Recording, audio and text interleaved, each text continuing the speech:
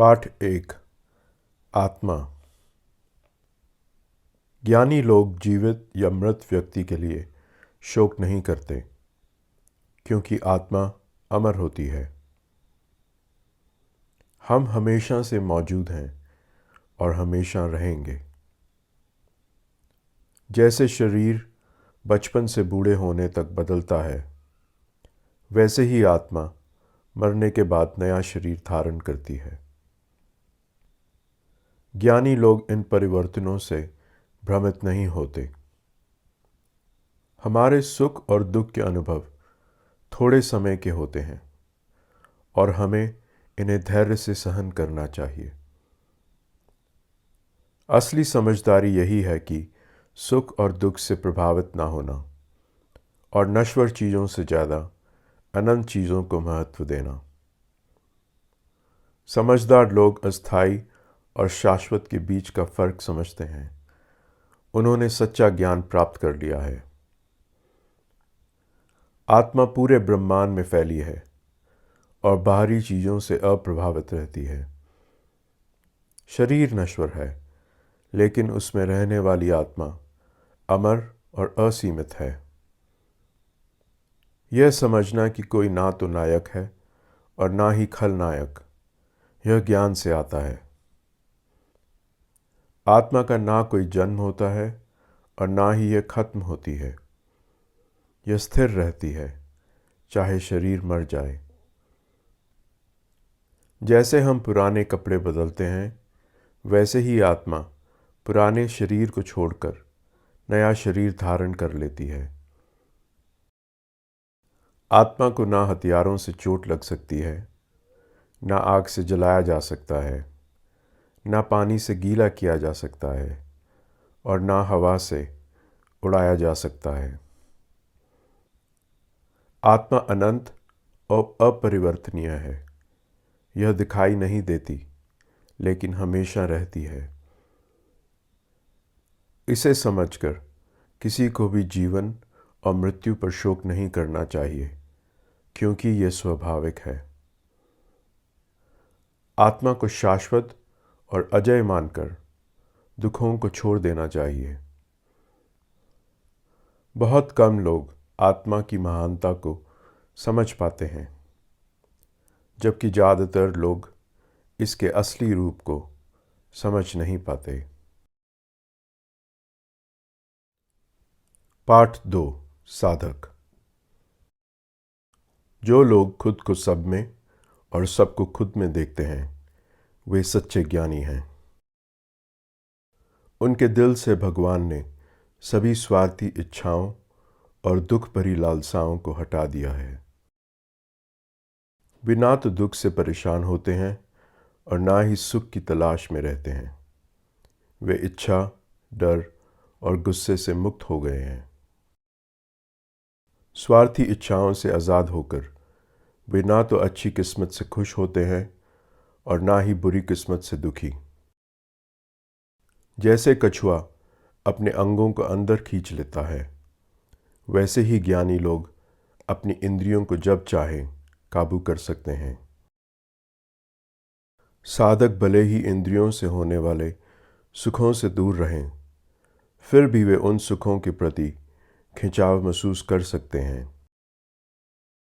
लेकिन जब वे भगवान से जुड़ते हैं, तो ये इच्छाएं खत्म हो जाती हैं। आध्यात्मिक मार्ग पर चलने वालों की इंद्रियों से प्रेरित सुख उनके मन को परेशान कर सकते हैं। सच्चा ज्ञान तब आता है जब मन को नियंत्रित करके भगवान पर केंद्रित किया जाता है। जब आप बार बार किसी चीज़ के बारे में सोचते हैं जिसे आप पाना चाहते हैं, तो आप उससे जुड़ जाते हैं। यह लगाव उस चीज़ को पाने की तीव्र इच्छा को जन्म देता है।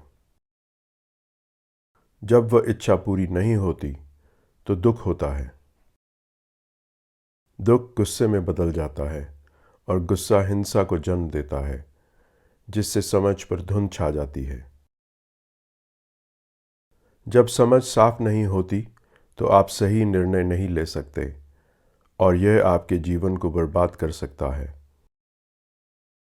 लेकिन अगर आप बिना किसी तीव्र पसंद या नापसंद के संसार में जीते हैं तो आपको शांति मिलती है।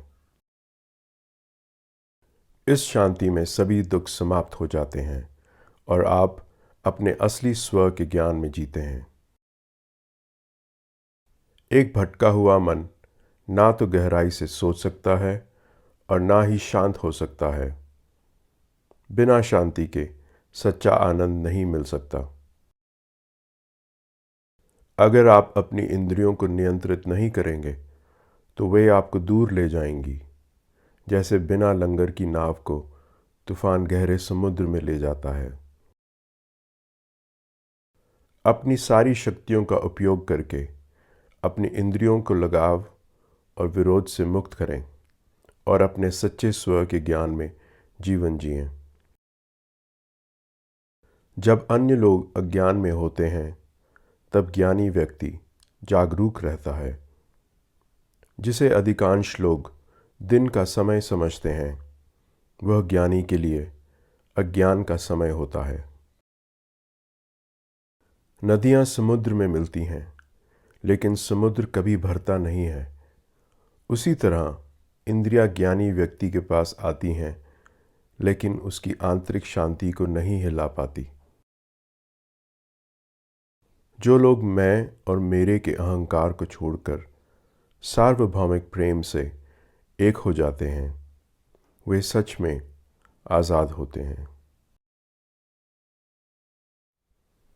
पाठ 3 आध्यात्मिक यात्रा। आध्यात्मिक यात्रा में किया गया प्रयास कभी बेकार नहीं जाता और ना ही असफलता की ओर ले जाता है। भगवान की ओर किया गया थोड़ा सा भी प्रयास आपको सभी डर से बचा लेता है। ज्ञानी व्यक्ति भगवान की तलाश करता है और उसका उद्देश्य हमेशा साफ होता है। मूर्ख व्यक्ति फैसला नहीं कर पाता और वह कई विकल्पों में उलझा रहता है। मूर्ख व्यक्ति पवित्र किताबों के ऊपरी अर्थ में ही उलझ जाता है और धन, प्रसिद्धि और सत्ता की लालसा करता है जो उसे बार बार जन्म मृत्यु के चक्र में डाल देती हैं। मूर्ख व्यक्ति धन की चाह में फंसा रहता है जिससे वह असली लक्ष्य से भटक जाता है और ईश्वर से एकात्म नहीं हो पाता। पवित्र ग्रंथ प्रकृति के 3 गुणों के बारे में बताते हैं लेकिन ज्ञानी व्यक्ति इन पर ध्यान नहीं देता। उसका ध्यान भगवान पर केंद्रित रहता है बिना किसी इच्छा या लगाव के। जो व्यक्ति आध्यात्मिक कर्म करता है वह कभी असफल नहीं होता और ना ही उसे इस दुनिया या अगले में कोई नुकसान होता है। जो अच्छा करता है उसे बुराई कभी नहीं घेरती। जब ऐसे व्यक्ति मृत्यु को प्राप्त होते हैं तो वह स्वर्ग में जाते हैं जहाँ पुण्य आत्माएं निवास करती हैं। वहाँ कई वर्षों तक रहने के बाद वे किसी नैतिक रूप से अच्छे या संपन्न परिवार में जन्म लेते हैं या फिर वे किसी योगी के परिवार में जन्म लेते हैं। ऐसा जन्म जो ज्ञान और आध्यात्मिकता से भरा होता है बहुत दुर्लभ होता है। ऐसे जन्म के बाद वे अपने पिछले जन्मों के आध्यात्मिक ज्ञान को फिर से प्राप्त करते हैं और भगवान की प्राप्ति के लिए और भी मेहनत करते हैं। पिछले जन्मों के आध्यात्मिक अनुशासन के कारण ऐसे व्यक्ति स्वाभाविक रूप से योग की ओर आकर्षित होते हैं। निरंतर प्रयास और कई जन्मों के शुद्धिकरण से योगी धीरे धीरे सभी स्वार्थी इच्छाओं और दोषों पर विजय प्राप्त कर लेता है और अंत में भगवान के साथ एकता प्राप्त करता है। ध्यान को तपस्या, ज्ञान और निस्वार्थ सेवा से बेहतर माना गया है। इसलिए योगी बनने की कोशिश करो क्योंकि यह सबसे ऊंचे लक्ष्य तक ले जाता है। ध्यान करने वालों में वह व्यक्ति जो भगवान के प्रति सबसे ज़्यादा समर्पित है, विश्वास के साथ भगवान में लीन रहता है और पूरे दिल से भगवान की पूजा करता है, वह योगियों में सबसे श्रेष्ठ होता है। भगवान को ना तो किताबों के अध्ययन से, ना बुद्धि से और ना ही लगातार ध्यान में बैठने से पाया जा सकता है। भगवान सिर्फ उसी को मिलते हैं जिसे भगवान खुद चुनते हैं। ऐसे व्यक्ति को भगवान अपना असली रूप दिखाते हैं। भगवान केवल उन लोगों को प्रकट होते हैं जो सच्चे दिल से उन्हें खोजते हैं। जैसे पूरी तरह भरा हुआ जलाशय बाढ़ के समय बेकार हो जाता है, वैसे ही पवित्र ग्रंथ एक ज्ञानी व्यक्ति के लिए ज़्यादा मायने नहीं रखते जो हर जगह भगवान को देखता है। पाठ 4 कर्तव्य। एक ज्ञानी व्यक्ति अपना कर्तव्य बिना किसी पुरस्कार की उम्मीद किए करता है। वे केवल काम पर ध्यान केंद्रित करता है, परिणाम पर नहीं। वह अपने कर्तव्यों को शांत मन से और बिना किसी स्वार्थी इच्छाओं के पूरा करता है। वह सफलता या असफलता की चिंता किए बिना काम करता है और परिणामों से खुद को अलग रखता है। ऐसा करके वह आध्यात्मिक ज्ञान और शांति प्राप्त करता है। मूर्ख व्यक्ति पुरस्कारों के लिए काम करता है और परिणामों की चिंता करता है, इसलिए वह कभी संतुष्ट नहीं होता। ज्ञानी व्यक्ति अपने काम के परिणामों से खुद को अलग करके तनाव से बचता है और स्वतंत्र रहता है। उसका मन स्थिर रहता है और उसे सच्ची संतुष्टि मिलती है। अपना काम ऐसे करें जैसे एक ज्ञानी व्यक्ति करता है। जब आपका मन चिंताओं से मुक्त होता है और आप किसी बड़े लक्ष्य पर ध्यान केंद्रित करते हैं, तो आप पूर्ण संतुलन की स्थिति प्राप्त कर लेते हैं। अपने कामों के फलों से विलग होकर आप पुनर्जन्म के बंधन से बच सकते हैं और सभी दुखों से परे की स्थिति में पहुंच सकते हैं।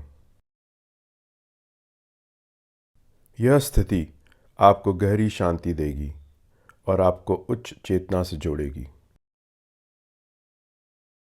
हमें स्वार्थी काम करने के लिए क्या प्रेरित करता है? हम अच्छा करना चाहते हैं, फिर भी हमें क्या बाधित करता है?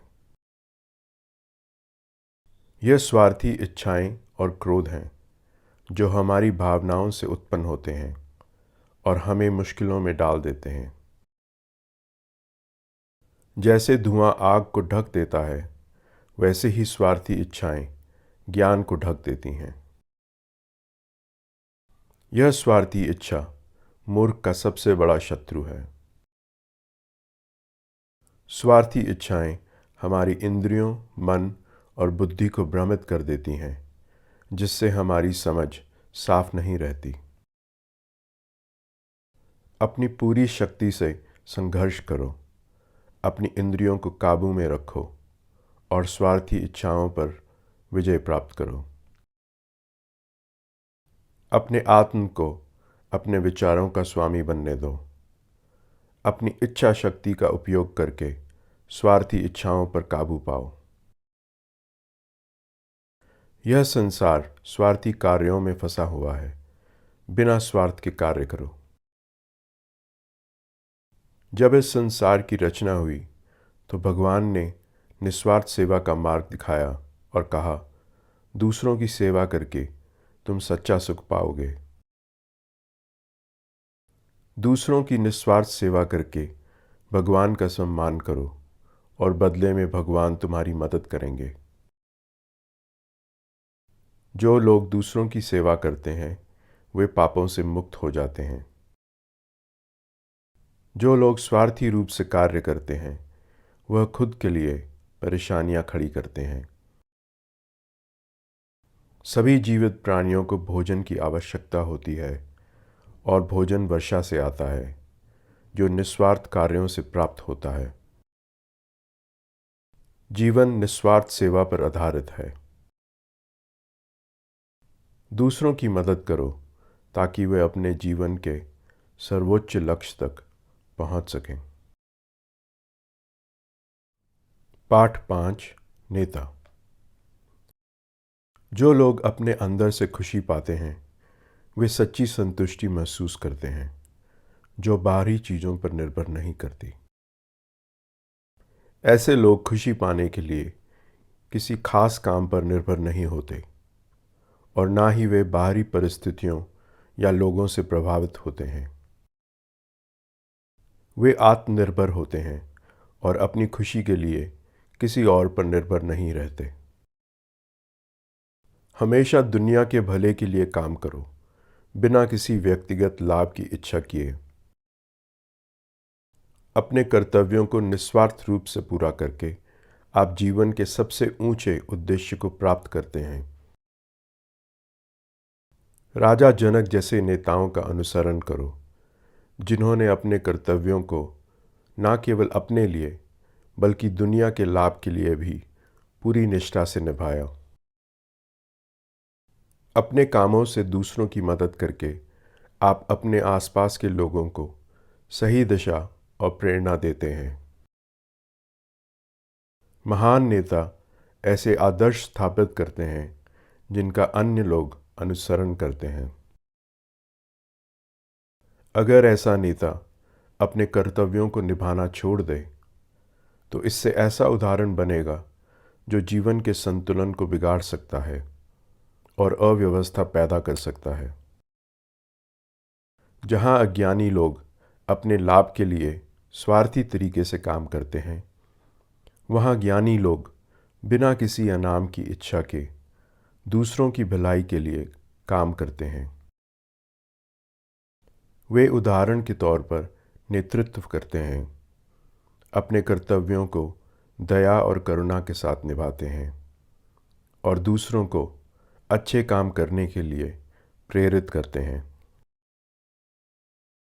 कार्यों को अच्छाई, जुनून और अज्ञान की ऊर्जाओं से प्रभावित किया जाता है। अहंकार के कारण कोई सोच सकता है कि वे अपने कामों के लिए पूरी तरह जिम्मेदार है,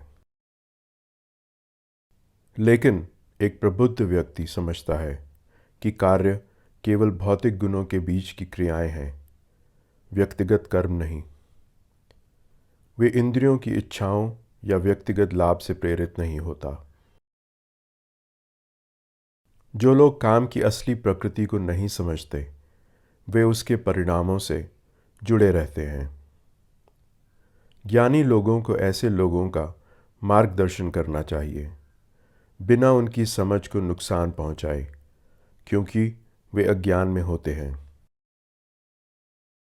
सभी कार्यों को एक ऊंचे उद्देश्य को समर्पित करो बिना किसी व्यक्तिगत स्वार्थ के और परिणामों से अलग रहकर काम करो।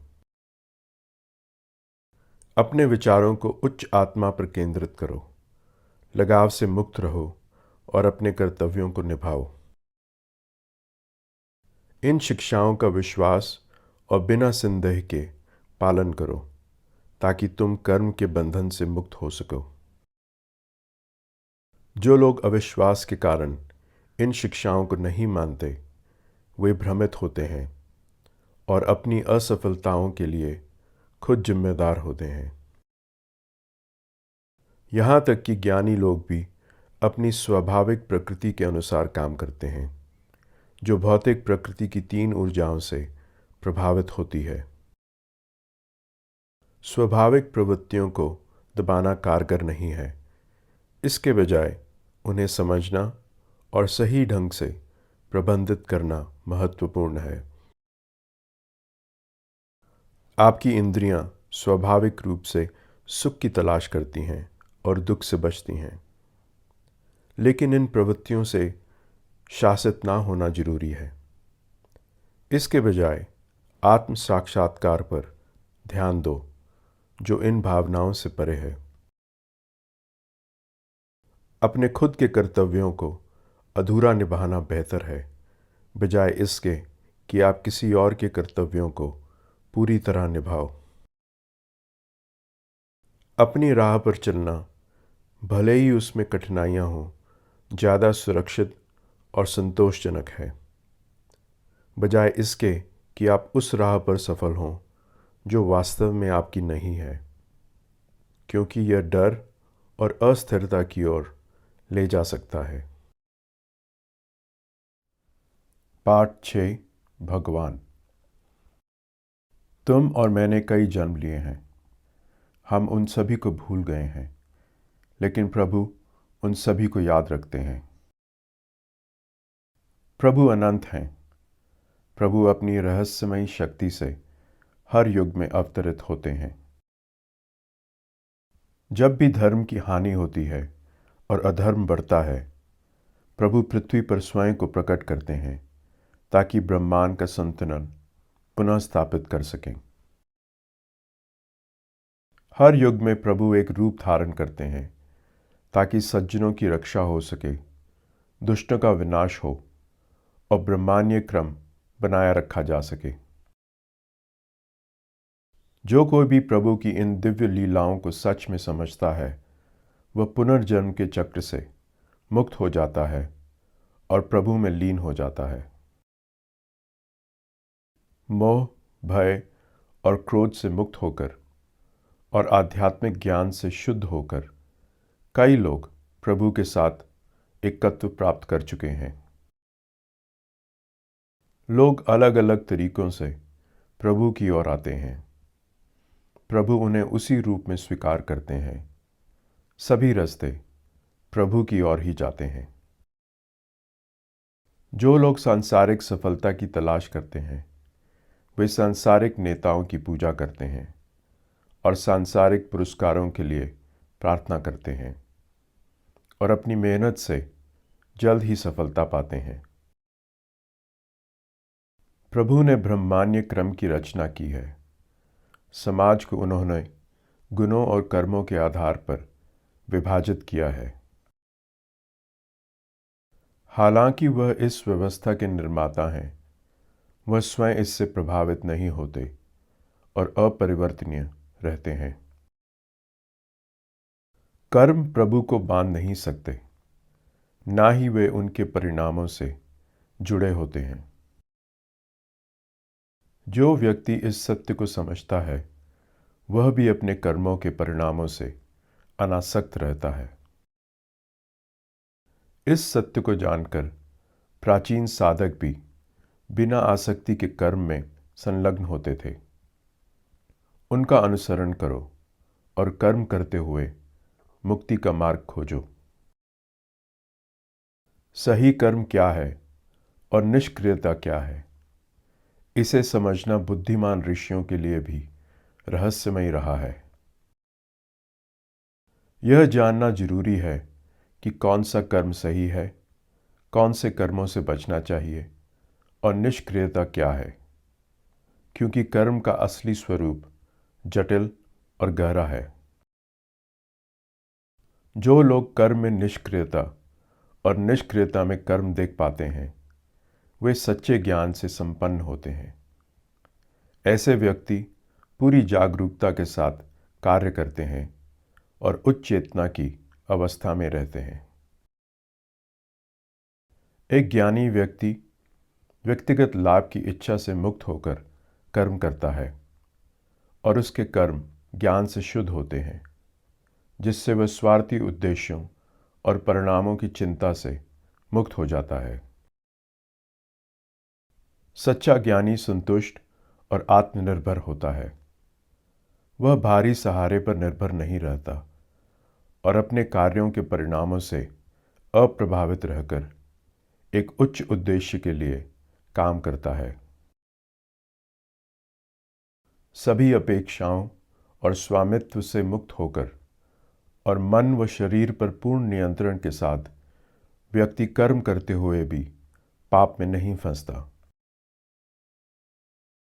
जो लोग जीवन के द्वैत से ऊपर उठ चुके हैं और सफलता या असफलता से प्रभावित नहीं होते, वे अपने कर्मों में सच्ची स्वतंत्रता प्राप्त कर लेते हैं।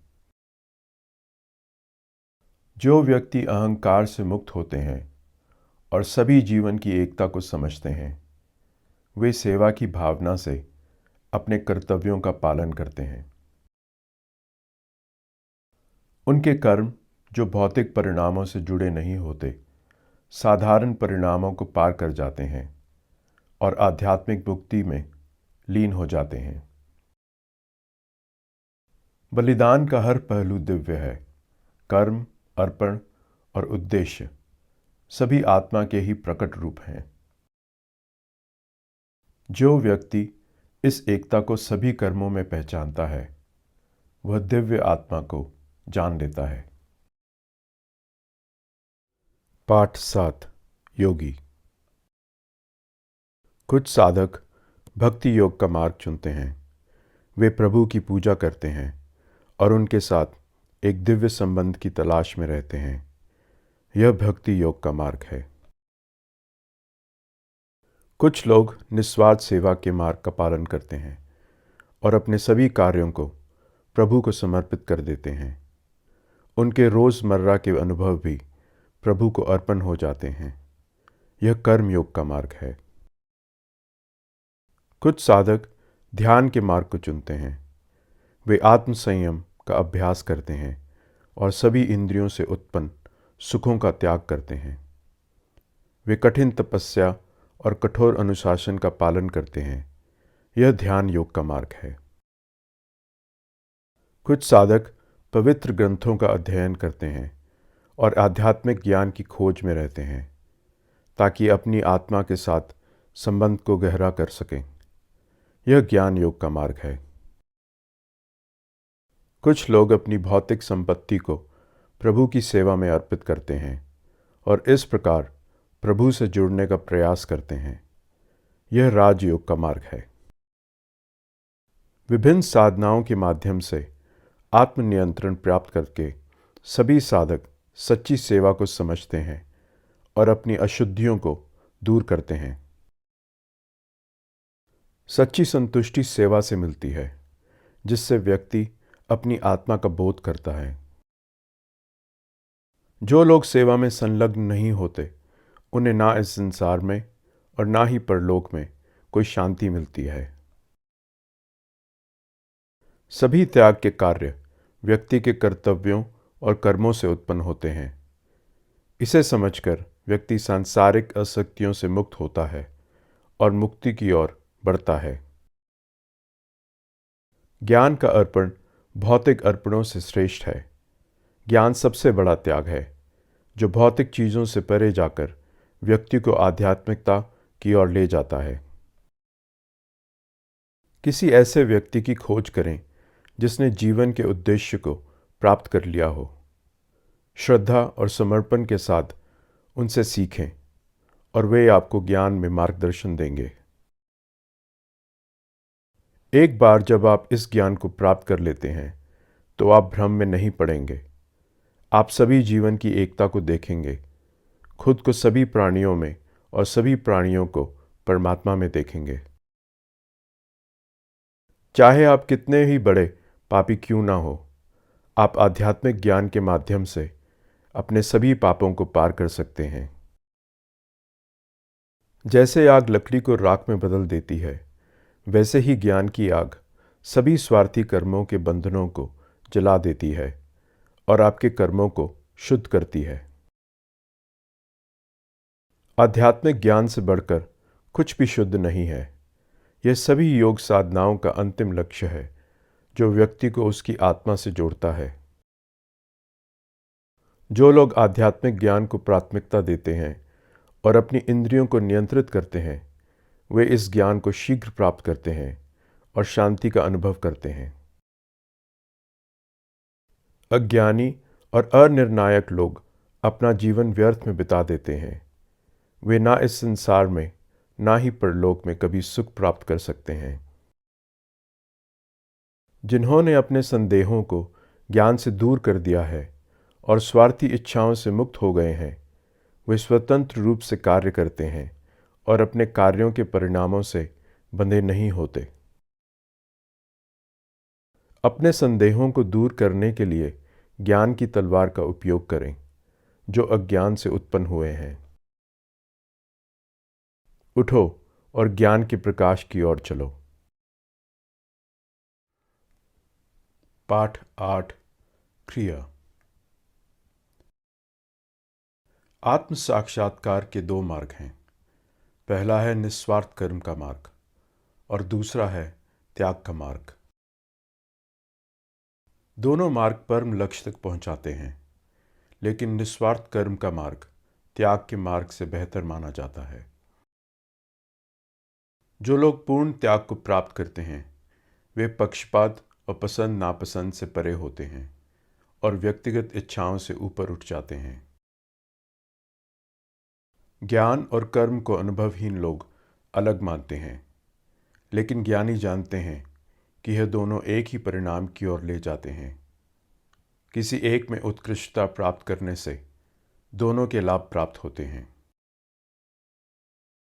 ज्ञान और निस्वार्थ सेवा का लक्ष्य एक ही है। जो इस सत्य को समझता है वे बौद्धिक अध्ययन और निस्वार्थ सेवा में कोई भेद नहीं देखता। सच्चा त्याग, जो कर्म के फलों से विलग होना है, बिना निस्वार्थ क्रियाओं में शामिल हुए प्राप्त करना कठिन है।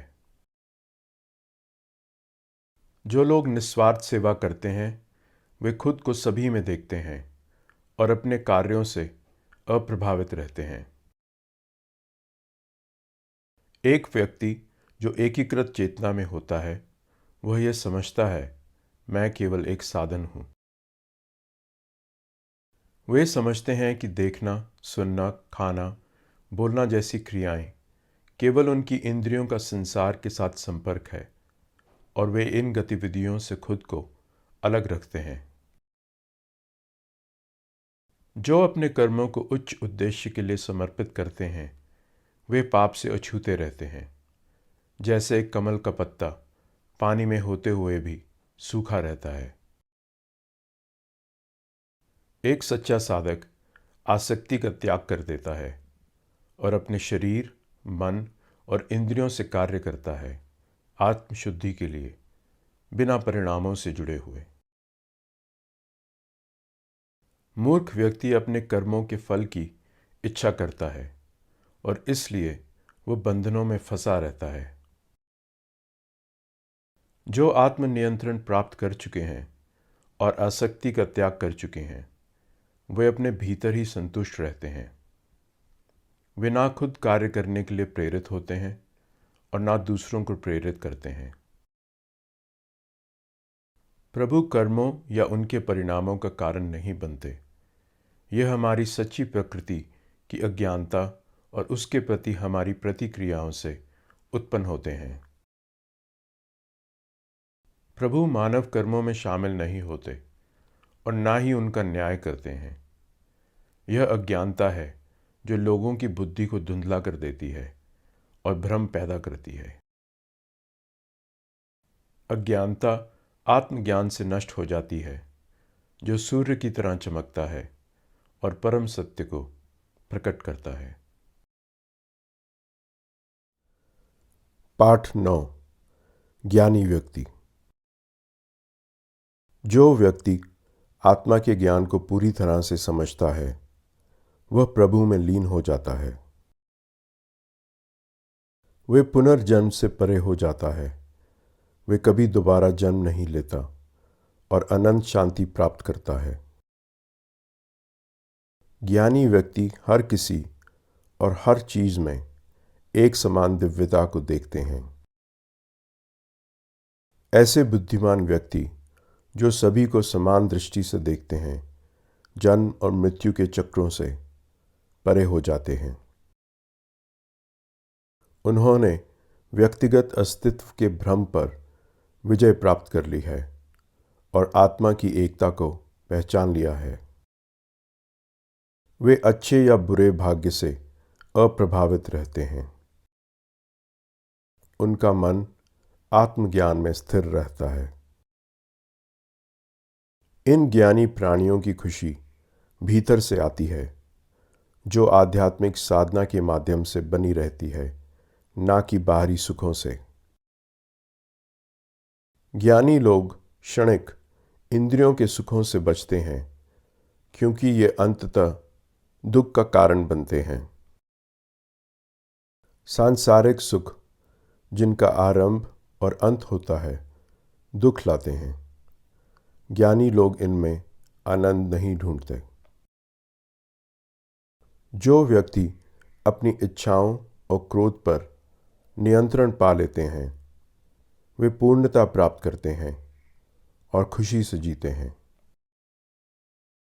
आंतरिक आनंद और प्रकाश प्राप्त करके वे स्वतंत्रता में जीते हैं और प्रभु के साथ एक हो जाते हैं। आंतरिक संघर्षों से मुक्त और पापों से शुद्ध होकर ऐसे व्यक्ति सभी के कल्याण के लिए कार्य करते हैं और ज्ञान प्राप्त करते हैं।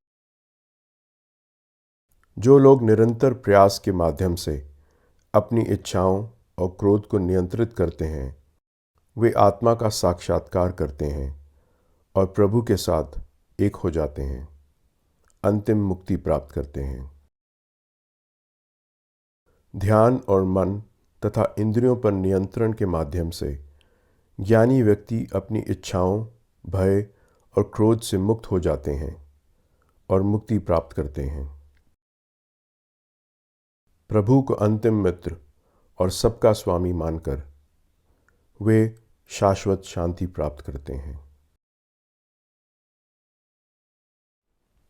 पाठ 10। ध्यान। सच्ची आध्यात्मिक प्रगति कर्म करते हुए बिना फल की अपेक्षा किए होती है, केवल जिम्मेदारियों से बचने से नहीं। त्याग और निस्वार्थ सेवा एक ही है। जब तक कोई अपने कर्मों के फलों के प्रति आसक्ति नहीं छोड़ता, वह योगी नहीं बन सकता। जो लोग आध्यात्मिक मार्ग की शुरुआत कर रहे हैं, उनके लिए निस्वार्थ कर्म ही आध्यात्मिक विकास का मार्ग है। जो लोग आध्यात्मिक रूप से उन्नत हैं, उनके लिए स्थिरता और आंतरिक शांति ही मार्ग है। जो लोग अपने कर्मों के फलों और इंद्रियों के सुखों की इच्छा से मुक्त हो जाते हैं, वे प्रभु के साथ एकता प्राप्त करते हैं। अपने मन को नियंत्रित करने का प्रयास करो। अपनी इच्छा शक्ति से स्वयं को ऊपर उठाओ।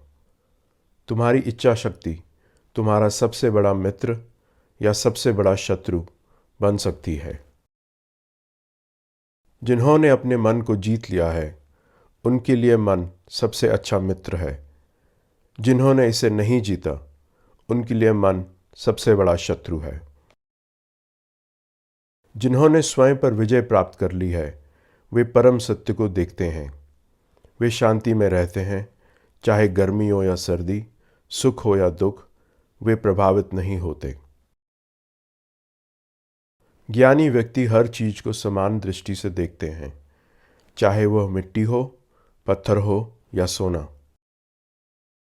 वे सभी के साथ समान रूप से दयालु होते हैं, चाहे वह रिश्तेदार हो, मित्र हो, शत्रु हो या कोई तटस्थ व्यक्ति। साधक को निरंतर ध्यान करना चाहिए, अपने शरीर और मन को नियंत्रित करना चाहिए और सभी उम्मीदों और आसक्तियों से मुक्त रहना चाहिए। ध्यान के लिए एक स्वच्छ, स्थिर स्थान चुनें, जो ना अधिक ऊंचा हो, ना अधिक नीचा, और गहरी एकाग्रता से ध्यान करें। अपने विचारों को शांत करें और मन को एकाग्र बनाएं। सीधा और स्थिर बैठें।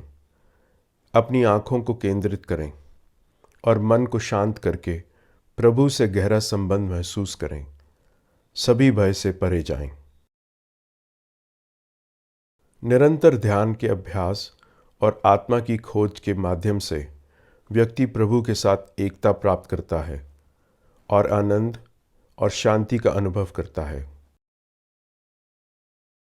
जो लोग अधिक खाते या सोते हैं या बहुत कम खाते या सोते हैं, वे ध्यान में सफल नहीं हो सकते। जो लोग भोजन, नींद, कार्य और मनोरंजन में संतुलन रखते हैं, वे ध्यान के माध्यम से सभी दुखों का अंत कर सकते हैं। लगातार प्रयास से व्यक्ति अपनी ध्यान शक्ति को स्वार्थी इच्छाओं से हटा सकता है और प्रभु के साथ एकता प्राप्त कर सकता है। पूरी तरह एकाग्र ध्यान में मन स्थिर और अविचलित रहता है, जैसे हवा रहित स्थान में एक दीपक की लौ। गहरे ध्यान में व्यक्ति आत्मा को खोजता है, गहरे आनंद और शांति का अनुभव करता है और सभी जीवन को एकजुट देखता है। ये अवस्था अडिग होती है और इस अवस्था में कोई भी इच्छा नहीं रहती। सभी स्वार्थी इच्छाओं को त्यागो और अपनी इंद्रियों को इच्छा शक्ति के साथ नियंत्रित करो। धैर्य और निरंतर प्रयास से मन शांत होता है और पूरी तरह से आत्मा पर केंद्रित होता है। मन स्वाभाविक रूप से चंचल होता है। यह भारी संतुष्टि की खोज में भटकता रहता है। इसे धीरे धीरे अंदर की ओर केंद्रित करने के लिए निर्देशित करो। सच्ची खुशी और शांति उन्हें मिलती है जो अपने मन और इच्छाओं को शांत करते हैं, खुद को स्व इच्छा से मुक्त करते हैं और अपनी चेतना को प्रभु में एकीकृत करते हैं। प्रभु के साथ एकता का अनंत आनंद उन्हें आसानी से प्राप्त होता है जो स्वार्थी इच्छाओं को छोड़कर अपने भीतर शांति पाते हैं। ऐसे ज्ञानी व्यक्ति सभी में और सब कुछ में प्रभु की उपस्थिति को देखते हैं और सार्वभौमिक एकता को समझते हैं। जो लोग हर जगह प्रभु को देखते हैं, प्रभु हमेशा उनके साथ रहते हैं और वे कभी भी प्रभु से अलग नहीं होते। वे सभी में प्रभु को देखते हैं और इस दिव्य प्रेरणा से कार्य करते हैं, सबके साथ सामंजस्य में रहते हैं। सभी की खुशियों और दुखों को अपना समझना ही सच्ची आध्यात्मिक एकता और ज्ञान की पहचान है। मन की स्थिरता प्राप्त करना कठिन है। क्या एक चंचल मन शांति प्राप्त कर सकता है? मन चंचल, अशांत और उग्र होता है। इसे नियंत्रित करना हवा को नियंत्रित करने जैसा है। लेकिन नियमित अभ्यास और वैराग्य के माध्यम से इसे जीता जा सकता है। जो लोग आत्मनियंत्रण नहीं रखते, उनके लिए ध्यान में प्रगति करना कठिन है। ध्यान में सफलता के लिए आत्मनियंत्रण आवश्यक है। जो लोग अपने अभ्यास के प्रति समर्पित होते हैं, उन्हें अपने आध्यात्मिक लक्ष्यों को प्राप्त करना आसान हो जाता है। पाठ 11 बुद्धिमता। हजारों लोगों में से केवल कुछ ही प्रभु की तलाश करते हैं और उनमें से भी कुछ ही प्रभु को वास्तव में समझते और अनुभव करते हैं। पृथ्वी, जल, अग्नि, वायु, आकाश, मन, बुद्धि और अहंकार प्रभु की भौतिक ऊर्जा के 8 विभाजन हैं। इन भौतिक ऊर्जाओं से ऊपर प्रभु की एक श्रेष्ठ ऊर्जा है, जिसे आत्मा की ऊर्जा या आध्यात्मिक ऊर्जा कहा जा सकता है, जो सभी जीवित प्राणियों में विद्यमान है और संसार को बनाए रखती है। सभी जीवित चीजें इन 2 ऊर्जाओं से उत्पन्न होती हैं और प्रभु ही समस्त सृष्टि का अंतिम स्रोत और अंत है। प्रभु से ऊपर कुछ भी नहीं। समस्त अस्तित्व प्रभु से जुड़ा है, जैसे माला की मोती धागे से जुड़े होते हैं। प्रभु पानी के स्वाद में, सूर्य और चंद्रमा की रोशनी में, पवित्र ओमकार ध्वनि में और मनुष्यों की शक्ति में विद्यमान है। प्रभु पृथ्वी की सुगंध और अग्नि की गर्मी में है। वह सभी प्राणियों के जीवन में है और उन लोगों के प्रयास में है जो आध्यात्मिक विकास की खोज में है। प्रभु सभी प्राणियों की मौलिक प्रकृति या बीज हैं। वे बुद्धिमानों में बुद्धि और शक्तिशालियों में शक्ति हैं। वे उन शक्तियों में हैं जो इच्छा और आसक्ति से मुक्त हैं, और वे प्रत्येक प्राणी की धार्मिक इच्छा में भी विद्यमान हैं। प्रकृति के 3 गुण, सतोगुण, रजोगुण और तमोगुण, प्रभु से उत्पन्न होते हैं, हालांकि प्रभु इनसे अलग और अप्रभावित रहते हैं। ये 3 गुण संसार को भ्रमित करते हैं, जिससे लोग प्रभु की सर्वोच्च और शाश्वत प्रकृति को नहीं देख पाते। प्रभु की दिव्य ऊर्जा जो इन 3 गुणों से बनी है को पार करना कठिन है, लेकिन जो लोग प्रभु के प्रति समर्पित होते हैं वे इसे पार कर सकते हैं। जो लोग भौतिक इच्छाओं से भ्रमित होते हैं वे प्रभु की खोज नहीं करते और विनाशकारी मार्ग का अनुसरण करते हैं। लोग आध्यात्मिक जीवन की ओर विभिन्न कारणों से आते हैं, कुछ कष्ट के कारण, कुछ ज्ञान की इच्छा से, कुछ मानवता की सेवा करने के लिए, और बहुत कम लोग आत्म साक्षात्कार के लिए आते हैं। इन साधकों में से जो प्रभु को अपना सर्वोच्च लक्ष्य मानते हैं वे प्रभु को सबसे प्रिय होते हैं। सभी आध्यात्मिक साधक धन्य होते हैं, लेकिन जो लोग प्रभु के साथ निरंतर एकता में रहते हैं और उन्हें सर्वोच्च लक्ष्य मानते हैं वे प्रभु के समान हो जाते हैं। ज्ञानियों को प्रभु पर ध्यान केंद्रित करने में कई जन्म लगते हैं। ऐसे महान आत्माएं दुर्लभ होती हैं। जिनकी इच्छाएं भटकाव की ओर जाती हैं वे छोटे देवताओं की पूजा करते हैं और अपने स्वभाव तथा अनुष्ठानों का पालन करते हैं। प्रभु लोगों की भक्ति के मार्ग चाहे जैसा भी हो उसे सक्षम बनाते हैं और सुनिश्चित करते हैं कि उनकी आस्था सुदृढ़ और एकाग्र हो। अपनी भक्ति के माध्यम से लोग अपनी इच्छाओं को पूरा करते हैं जो अंततः प्रभु द्वारा दी जाती हैं। जिनके पास सीमित समझ होती है वे अस्थायी पुरस्कारों की खोज में छोटे देवताओं का अनुसरण करते हैं, लेकिन प्रभु के भक्त प्रभु तक पहुंचते हैं। बहुत से लोग प्रभु की सच्ची, अनंत और निराकार प्रकृति को नहीं समझते और गलती से उन्हें एक सामान्य व्यक्ति मानते हैं। प्रभु की सच्ची दिव्यता माया द्वारा छिपी होती है, जिससे अज्ञानी लोग उनके शाश्वत और अपरिवर्तनीय स्वभाव को समझ नहीं पाते।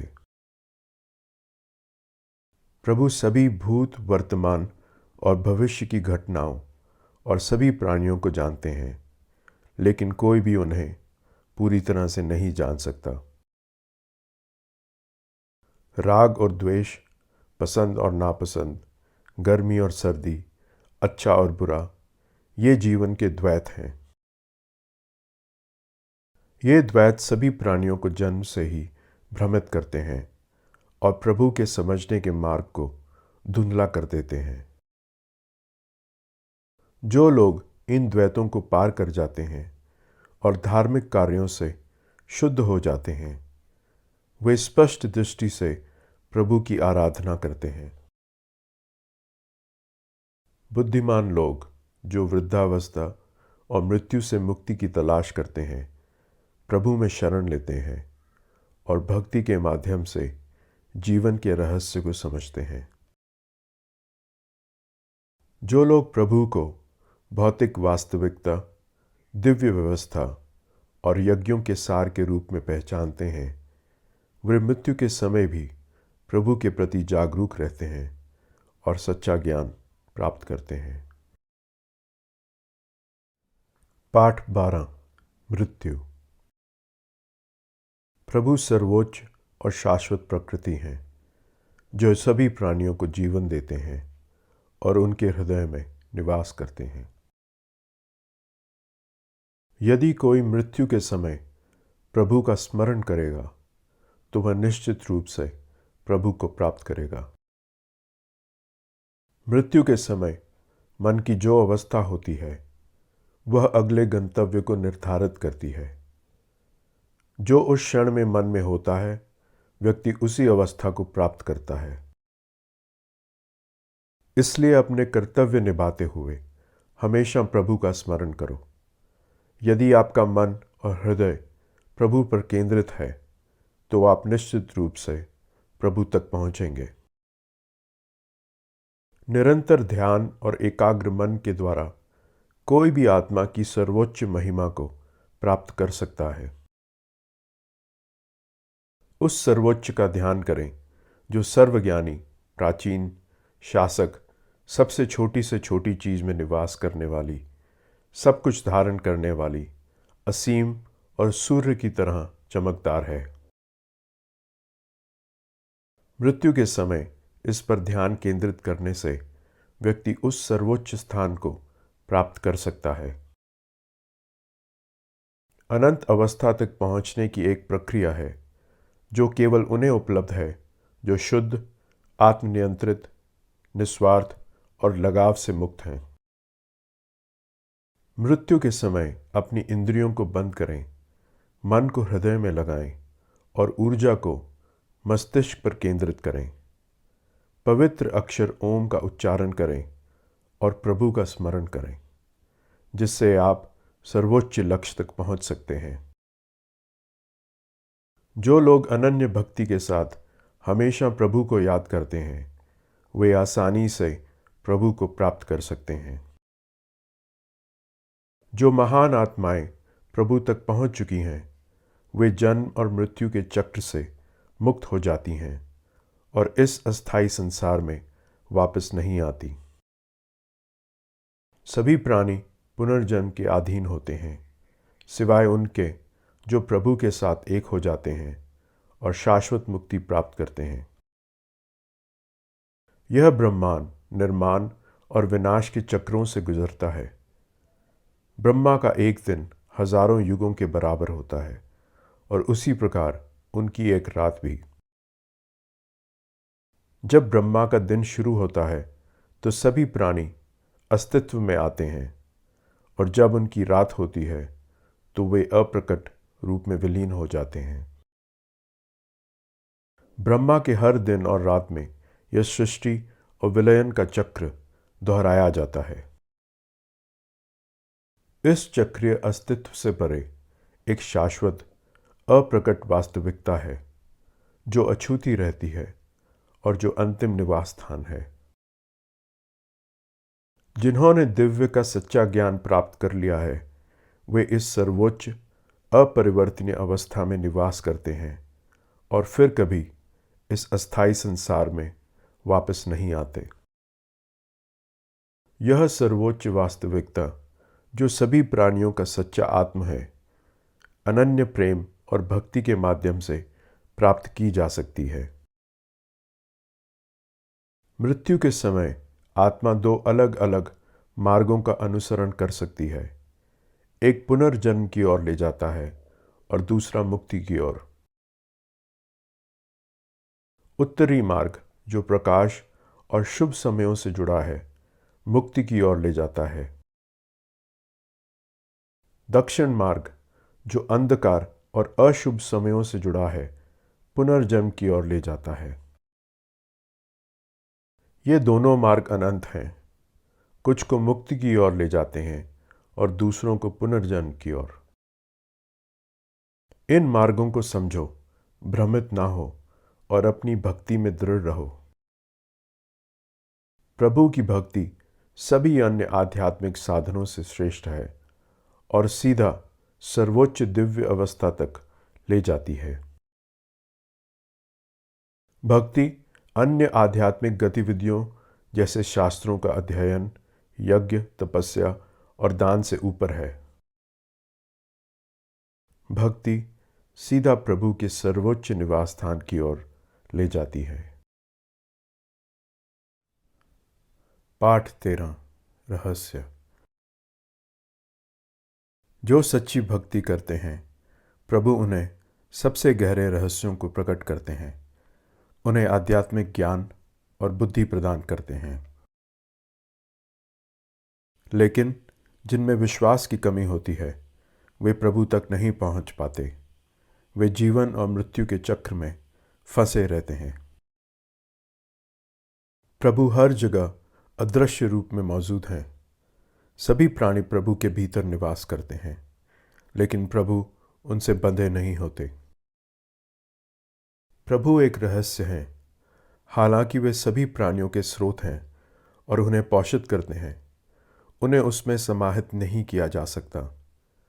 जैसे हवा अंतरिक्ष में स्वतंत्र रूप से बहती है, सब कुछ प्रभु के भीतर चलता है। जब एक युग समाप्त होता है तो प्राणी मूल प्रकृति में विलीन हो जाते हैं और एक नए युग की शुरुआत में प्रभु उन्हें फिर से सृजित करते हैं। प्रभु बार बार प्राणियों को प्रकट करते हैं और उन्हें प्रकृति के नियमों के अधीन करते हैं। प्रभु इन सृजन से अटूट और अप्रभावित रहते हैं। वे सभी क्रियाओं से परे हैं। प्रकृति प्रभु की निगरानी में कार्य करती है, संसार को गति देती है और प्रभु की इच्छा से जीवन की रचना करती है। बहुत से लोग प्रभु के मानवीय रूप को ही देखते हैं और उनकी वास्तविक सर्वोच्च सृजनकर्ता की प्रकृति को नहीं पहचान पाते। जो भ्रमित होते हैं, उनके ज्ञान और प्रयास व्यर्थ जाते हैं और वे व्यर्थ की इच्छाओं का पीछा करते हैं। इसके विपरीत महान आत्माएं प्रभु की शाश्वत प्रकृति को समझती हैं और अपनी भक्ति प्रभु को समर्पित करती हैं। वे निरंतर प्रयास करते हैं, अपनी भक्ति में अडिग रहते हैं और प्रभु की महिमा का गुणगान करते हैं। अन्य लोग आध्यात्मिक ज्ञान के मार्ग का अनुसरण करते हैं, हर जगह प्रभु को देखते हैं और सभी चीज़ों में प्रभु को पहचानते हैं। प्रभु सभी अनुष्ठानों और बलिदानों का सार हैं, पवित्र मंत्रों और अग्नि में दी गई आहुति का भी। प्रभु इस ब्रह्मांड के पिता, माता और पितामह हैं। वे समस्त ज्ञान हैं, पवित्र शब्द ओम और पवित्र शास्त्रों का प्रतीक हैं। प्रभु हर चीज का अंतिम लक्ष्य और समर्थन है। वे सृष्टिकर्ता, पालनहार और संहारक हैं और सभी अस्तित्व का शाश्वत बीज हैं। प्रभु प्राकृतिक तत्वों जैसे गर्मी और वर्षा को नियंत्रित करते हैं। प्रभु अमरत्व और मृत्यु दोनों हैं, वास्तविकता और उसका विपरीत हैं। जो लोग शास्त्रों में वर्णित अनुष्ठानों का पालन करके स्वर्गीय सुखों की कामना करते हैं, वे अपने पुण्य समाप्त होने पर इस नश्वर संसार में लौट आते हैं और पुनर्जन्म के चक्र में फंसे रहते हैं। जो लोग प्रभु की पूजा करते हैं और केवल प्रभु पर ध्यान केंद्रित करते हैं, प्रभु उनकी सभी आवश्यकताओं का ध्यान रखते हैं और उनकी रक्षा करते हैं। जो लोग अन्य देवताओं की पूजा करते हैं, वे वास्तव में अप्रत्यक्ष रूप से प्रभु की ही पूजा करते हैं।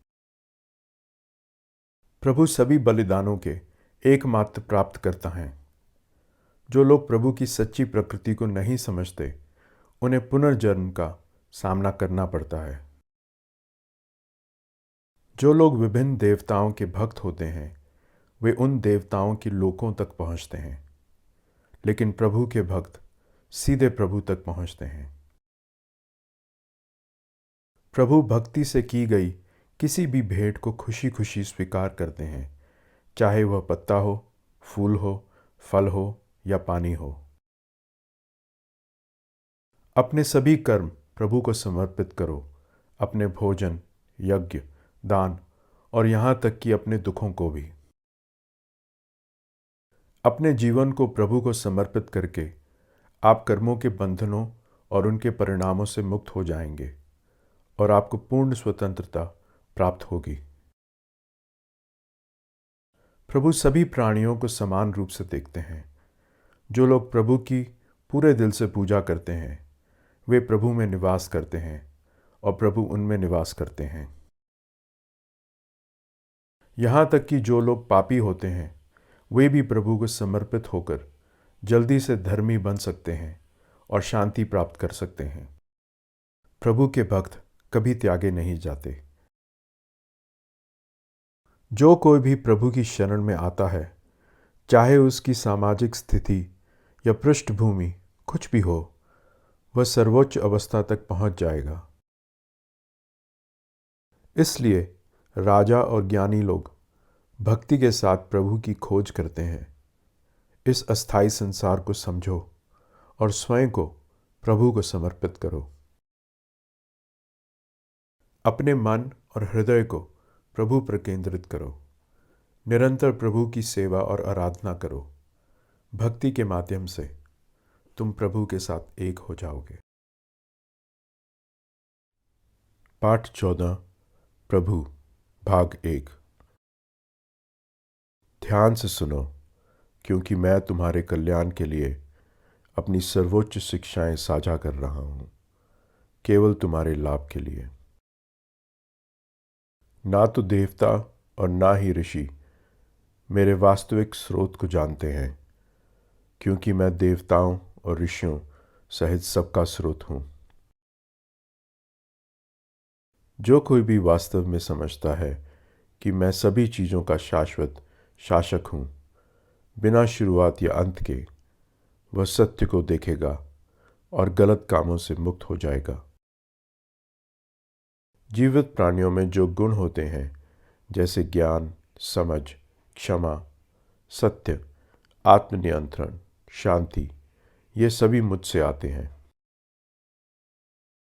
प्राचीन ऋषि और मानवता के पूर्वज मेरी इच्छा से बनाए गए थे और उनसे ही दुनिया में सभी प्राणियों का जन्म हुआ।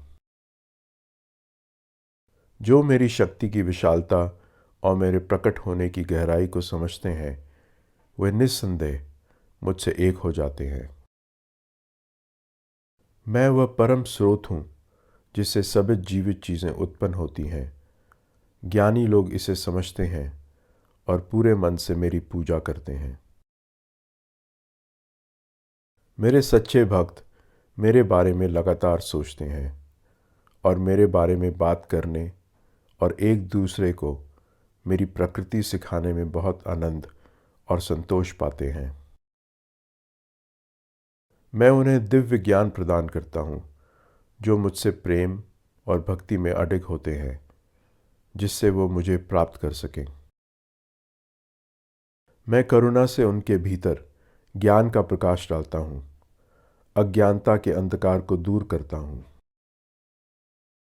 मैं अपनी दिव्य शक्तियों का वर्णन करूँगा, सबसे अद्भुत रूपों पर ध्यान केंद्रित करते हुए, क्योंकि मेरी अद्भुताएं अनंत हैं। मैं हर प्राणी के हृदय में विद्यमान सच्चा सार हूँ और उनके अस्तित्व की शुरुआत, मध्य और अंत हूँ।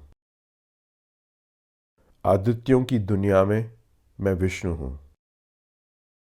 प्रकाश स्रोतों में मैं सूर्य हूँ। तूफान के देवताओं में मैं मरीचि हूँ। रात के आकाश में मैं चंद्रमा हूँ। पवित्र शास्त्रों में मैं सामवेद हूँ। देवताओं में मैं इंद्र हूँ। इंद्रियों में मैं मन हूँ। मैं सभी जीवित प्राणियों में जीवन शक्ति हूँ। मैं रुद्र जैसी विनाशकारी शक्तियों और शंकर जैसे कल्याणकारी बलों का प्रतीक हूँ। खजानों में मैं कुबेर हूँ। आग में मैं शुद्धिकारी ज्वाला हूँ। पर्वतों में मैं मेरु हूँ। आध्यात्मिक मार्गदर्शकों में मैं बृहस्पति हूँ। सैन्य नेताओं में मैं स्कंद हूँ। जलाशयों में मैं समुद्र हूँ। ज्ञानी ऋषियों में मैं भृगु हूँ। पवित्र ध्वनियों में मैं ओम हूँ। पाठ 14 प्रभु भाग 2। तुम्हारी साधारण आंखें मेरे दिव्य रूप को नहीं देख सकती। मैं अपने भक्तों को मेरी दिव्यता देखने के लिए आध्यात्मिक दृष्टि प्रदान करता हूँ। यह दृष्टि प्राप्त करना अत्यंत कठिन है। यहाँ तक कि देवता भी मुझे इस रूप में देखने की लालसा रखते हैं। ना तो ज्ञान, ना सेवा, ना दान, ना अनुष्ठान और ना ही कठोर तपस्या से कोई भी मनुष्य मेरे दिव्य रूप को देख सकता है। केवल मेरी कृपा के माध्यम से तुम मेरे सार्वभौमिक रूप को देख सकते हो, जिसका ना कोई आरंभ है और ना कोई अंत, जिसे किसी ने कभी नहीं देखा। अडिग भक्ति के माध्यम से तुम मुझे जान सकते हो, मुझे देख सकते हो और मुझसे एक हो सकते हो। जब भी तुम विभूतिमान, सौंदर्य या आध्यात्मिक शक्ति को देखते हो, समझो कि यह मेरे तेज की एक चिंगारी से उत्पन्न हुआ है। पूजा के प्रकारों में मैं पवित्र नामों का जाप हूं। पर्वतों में मैं हिमालय हूं। पेड़ों में मैं बरगद का पेड़ हूं। दिव्य संगीतकारों में मैं नारद हूं। गंधर्वों में मैं चित्ररथ हूं। दार्शनिकों में मैं कपिल मुनि हूं। मैं दिव्य घोड़ा उच्चैश्रवा हूं। मैं इंद्र का महान हाथी ऐरावत हूं। मनुष्यों में मैं राजा हूं। हथियारों में मैं वज्र हूं। गायों में मैं कामधुक हूं, जो सभी इच्छाओं को पूर्ण करती है। मैं कामदेव हूं, कामना की शक्ति। मैं नागों का राजा वासुकी हूं। सर्पों में मैं अनंत हूं। मैं जल का देवता वरुण हूं। पूर्वजों में मैं आर्यमन हूं। कानून के शासकों में मैं यम हूं। जानवरों में मैं सिंह हूं। पक्षियों में मैं गरुड़ हूं। दानवों में मैं प्रहलाद हूं। सभी मापने वाली चीजों में मैं समय हूं। शुद्धिकर्ताओं में मैं वायु हूं। योद्धाओं में मैं राम हूं। मछलियों में मैं मकर हूं। नदियों में मैं गंगा हूं। मैं सृष्टि का आरंभ, मध्य और अंत हूं। सभी विज्ञानों में मैं आत्मज्ञान का विज्ञान हूं। वाद विवाद करने वालों में मैं तर्क हूं। अक्षरों में मैं अ हूं। व्याकरण के नियमों में मैं द्वंद्व समास हूं। मैं अनंत काल हूं और वह जो सबका पोषण करता है, जिसका चेहरा हर जगह देखा जाता है। मैं मृत्यु हूं जो सब पर विजय प्राप्त करती है और मैं उन सभी प्राणियों का स्रोत हूं जो अभी जन्म लेने वाले हैं। नारी गुणों में मैं कीर्ति, सुंदरता, वाणी, स्मरण शक्ति, बुद्धि, निष्ठा और क्षमा हूं। भजनों में मैं सामदेव का ब्रह्मसाम हूं। कविताओं में मैं गायत्री हूं। ऋतुओं में मैं वसंत हूं, जो फूलों का मौसम है। महीनों में मैं मार्गशीर्ष हूँ। मैं जुए में रणनीति हूँ। मैं तेजस्वियों में तेज हूँ। मैं विजय हूँ। मैं साहस हूँ और मैं शक्तिशालियों की शक्ति हूँ। मैं अच्छे में अच्छाई हूँ। वृष्णियों में मैं कृष्ण हूँ। पांडवों में मैं अर्जुन हूँ। ऋषियों में मैं व्यास हूँ। कवियों में मैं शुक्राचार्य हूँ। मैं वह अधिकार हूँ जो व्यवस्था बनाए रखता है। मैं वह नैतिकता हूँ जिसे विजय के इच्छुक लोग खोजते हैं। गुप्त रहस्यों में मैं मौन हूँ। ज्ञानी लोगों में मैं ज्ञान हूँ। मैं सभी प्राणियों में निहित शक्ति हूँ, क्योंकि मेरे बिना कुछ भी अस्तित्व में नहीं हो सकता, चाहे वह सजीव हो या निर्जीव। मेरी दिव्य अभिव्यक्तियाँ अनंत हैं।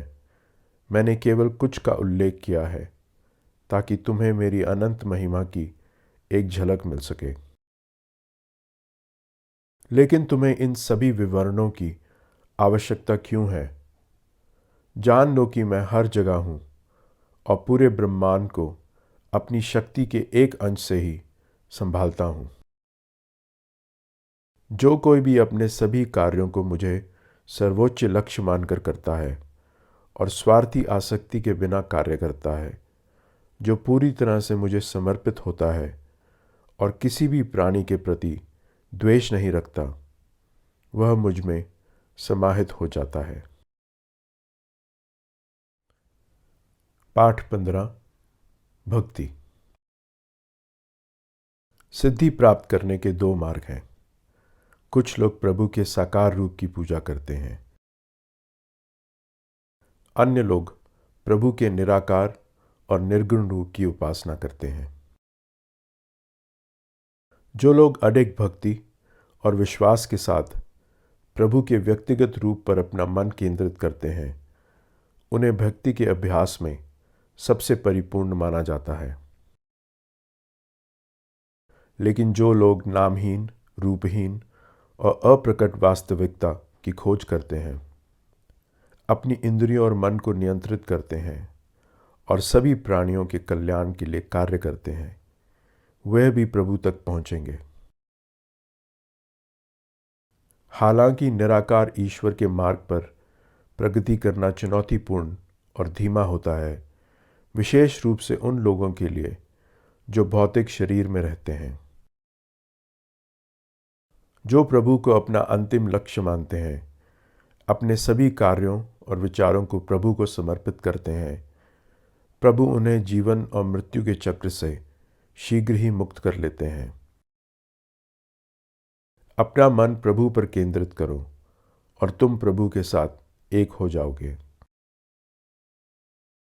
यदि तुम्हें मन को प्रभु पर केंद्रित करने में कठिनाई हो, तो नियमित ध्यान का अभ्यास करो। यदि ध्यान कठिन लगे, तो निस्वार्थ सेवा में संलग्न हो जाओ, जो तुम्हें प्रभु तक ले जाएगी। यदि निस्वार्थ सेवा करना कठिन लगता है, तो प्रभु की इच्छा को स्वीकार करो और सफलता व असफलता को समान रूप से स्वीकार करो। नियमित अभ्यास से ज्ञान बेहतर है। ज्ञान से ध्यान श्रेष्ठ है। सबसे श्रेष्ठ है प्रेम में समर्पण, क्योंकि यह तुरंत शांति लाता है। प्रभु उन लोगों से प्रेम करते हैं जो द्वेष से मुक्त होते हैं, प्रेम से घृणा पर विजय प्राप्त करते हैं, निस्वार्थ जीवन जीते हैं, अपनी इच्छाओं को नियंत्रित करते हैं और पूरी तरह से प्रभु को समर्पित होते हैं। जो व्यक्ति संसार की प्रशंसा या आलोचना से प्रभावित नहीं होता और सुख और दुख में संतुलन बनाए रखता है, वह प्रभु को प्रिय होता है।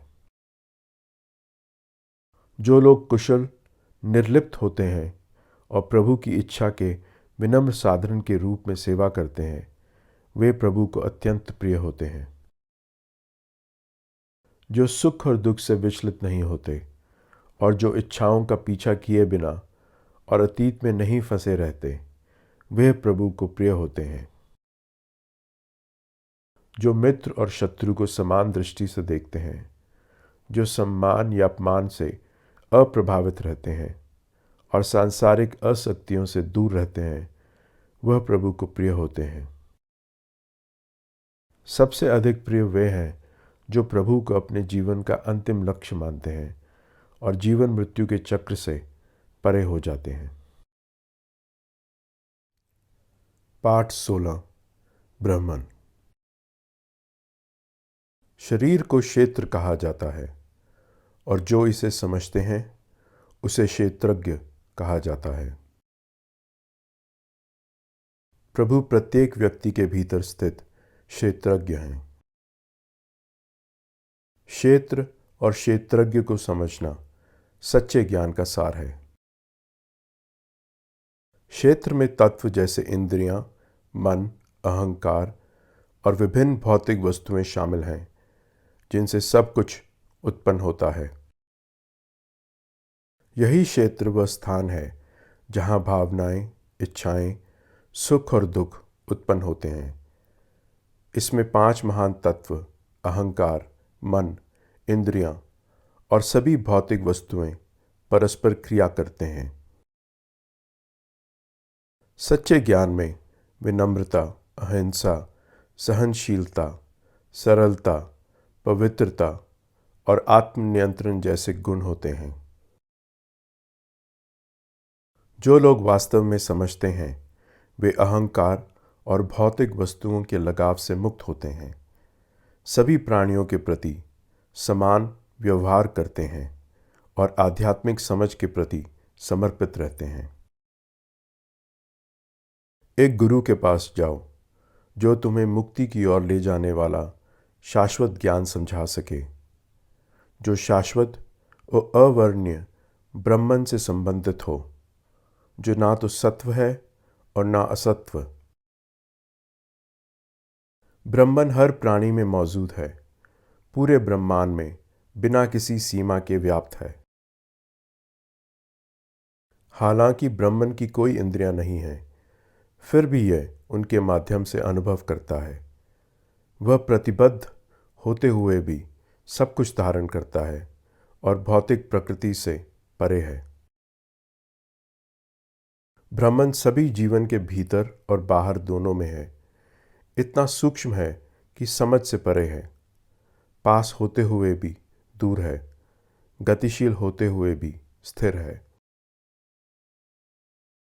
ब्रह्मन सभी प्राणियों में विभाजित प्रतीत होता है, फिर भी वह हमेशा एक अपरिवर्तनीय सृष्टिकर्ता, पालनहार और संहारक है। हर हृदय में निवास करने वाला ब्रह्मन अंधकार से परे है, सभी प्रकाशों का प्रकाश कहलाता है, ज्ञान का अंतिम लक्ष्य। क्षेत्र और उसके ज्ञाता को समझना प्रभु के साथ एकता की ओर ले जाता है। प्रकृति और पुरुष दोनों शाश्वत हैं। सभी भौतिक परिवर्तन और गुण प्रकृति से उत्पन्न होते हैं, जबकि पुरुष परिणामों का अनुभव करता है, जिससे उसकी आसक्तियों के आधार पर विभिन्न परिणाम होते हैं। शरीर के भीतर पुरुष वह है जो निरीक्षण करता है, अनुमति देता है, समर्थन करता है और आनंद लेता है। वह सर्वोच्च प्रभु और परमात्मा है। जो कोई भी वास्तव में पुरुष, प्रकृति और उनकी पारस्परिक क्रियाओं की प्रकृति को समझता है, वह पुनर्जन्म नहीं लेता। ध्यान, ज्ञान और निस्वार्थ सेवा जैसे विभिन्न मार्ग आत्मा की प्राप्ति की ओर ले जाते हैं। यहाँ तक कि जो लोग इन मार्गों पर नहीं हैं, वह भी एक ज्ञानी गुरु के मार्गदर्शन का पालन करके मृत्यु से परे जा सकते हैं। सभी अस्तित्व, चाहे वह सजीव हो या निर्जीव, क्षेत्र और उसके क्षेत्रज्ञ की परस्पर क्रिया से उत्पन्न होता है। जो लोग प्रभु को प्रत्येक प्राणी में समान रूप से देखते हैं और सभी में शाश्वत को समझते हैं, वे ना तो खुद को नुकसान पहुंचाते हैं और ना ही दूसरों को, और वे सर्वोच्च लक्ष्य को प्राप्त करते हैं। सच्ची दृष्टि सभी कार्यों को प्रकृति के कार्यों के रूप में देखती है, जबकि पुरुष अप्रभावित और असंलग्न रहता है। सभी विविधताओं के पीछे एकता को महसूस करना आध्यात्मिक पूर्णता की ओर ले जाता है। सर्वोच्च आत्मा, जो कर्म से अप्रभावित है, सभी में निवास करती है। यद्यपि वह शरीर में निवास करती है, फिर भी वह कर्म नहीं करती और ना ही कर्म से स्पर्श होती है। जैसे आकाश भौतिक संसार से अछूता रहता है, आत्मा भी सांसारिक दुनिया से अछूती होती है। यह पूरे अस्तित्व के क्षेत्र को प्रकाशित करती है, जैसे सूर्य पृथ्वी को प्रकाशित करता है। जो लोग क्षेत्र और उसके क्षेत्रज्ञ के बीच भेद करते हैं और मुक्ति के मार्ग को समझते हैं, वे सर्वोच्च लक्ष्य को प्राप्त करते हैं। पाठ 17। 3 ऊर्जाएं। प्रकृति माँ के समान है और प्रभु पिता हैं जो बीज बोते हैं। इससे सभी जीवों का जन्म होता है। सभी प्राणी प्रकृति से उत्पन्न होते हैं और प्रभु जीवन की प्रक्रिया को प्रारंभ करते हैं। भौतिक प्रकृति की 3 ऊर्जाएं होती हैं: सतोगुण, रजोगुण और तमोगुण। ये 3 ऊर्जाएं शाश्वत आत्मा को भौतिक शरीर से बांधती हैं। सतोगुण शुद्ध और उज्जवल है। यह खुशी और ज्ञान लाता है, लेकिन यह हमें खुशी और ज्ञान से भी बांधता है। रजोगुण इच्छाओं और आसक्तियों को जन्म देता है, जो बेचैनी और निरंतर गतिविधियों की ओर ले जाता है। तमोगुण भ्रम और आलस्य का कारण बनता है, जिससे प्राणी अंधकार और मूर्खता में फंस जाते हैं। सतोगुण खुशी की ओर ले जाता है। रजोगुण निरंतर क्रियाशीलता की ओर ले जाता है। तमोगुण भ्रम की ओर ले जाता है। कभी कभी सतोगुण सबसे प्रबल होता है, कभी रजोगुण और कभी तमोगुण। जब सतोगुण प्रबल होता है तो व्यक्ति में ज्ञान और स्पष्टता प्रकट होते हैं। जब रजोगुण प्रबल होता है तो व्यक्ति बेचैनी, असीमित इच्छाओं और निरंतर क्रियाशीलता से प्रेरित होता है। जब तमोगुण प्रबल होता है तो व्यक्ति अंधकार, सुस्ती और भ्रम में जीता है। सत्व ऊर्जा में मरने से पुनर्जन्म शुद्ध और बुद्धिमानों के बीच होता है। रजस ऊर्जा में मरने पर पुनर्जन्म उनके बीच होता है जो लगातार क्रियाशील रहते हैं। तमस ऊर्जा में मरने पर पुनर्जन्म भ्रमित, अज्ञानी और भ्रांत प्राणियों के बीच होता है। सतोगुण शुद्ध हृदय की ओर ले जाता है। रजोगुण पीड़ा की ओर ले जाता है। तमोगुण अंधकार और असंवेदनशीलता की ओर ले जाता है। सतोगुण से ज्ञान प्राप्त होता है। रजोगुण से लालच उत्पन्न होता है। तमोगुण से आलस्य उत्पन्न होता है। जो लोग सत्व ऊर्जा में जीते हैं वे ऊपर उठते हैं। जो लोग रजस ऊर्जा में जीते हैं वे वहीं रहते हैं। जो लोग तमस ऊर्जा में जीते हैं वे नीचे गिर जाते हैं। बुद्धिमान लोग समझते हैं कि सभी क्रियाएं इन 3 ऊर्जाओं द्वारा प्रभावित होती हैं और इनसे परे देखकर वे भगवान की दिव्य प्रकृति से जुड़ते हैं। इन 3 ऊर्जाओं को पार करके कोई जन्म और मृत्यु के चक्रों से बच सकता है और अनंत आनंद प्राप्त कर सकता है। जो व्यक्ति इन तीन ऊर्जाओं से परे चला जाता है उसके कुछ विशेष गुण, व्यवहार और कार्य होते हैं। ऐसा व्यक्ति सतोगुण, रजोगुण या तमोगुण से अप्रभावित रहता है।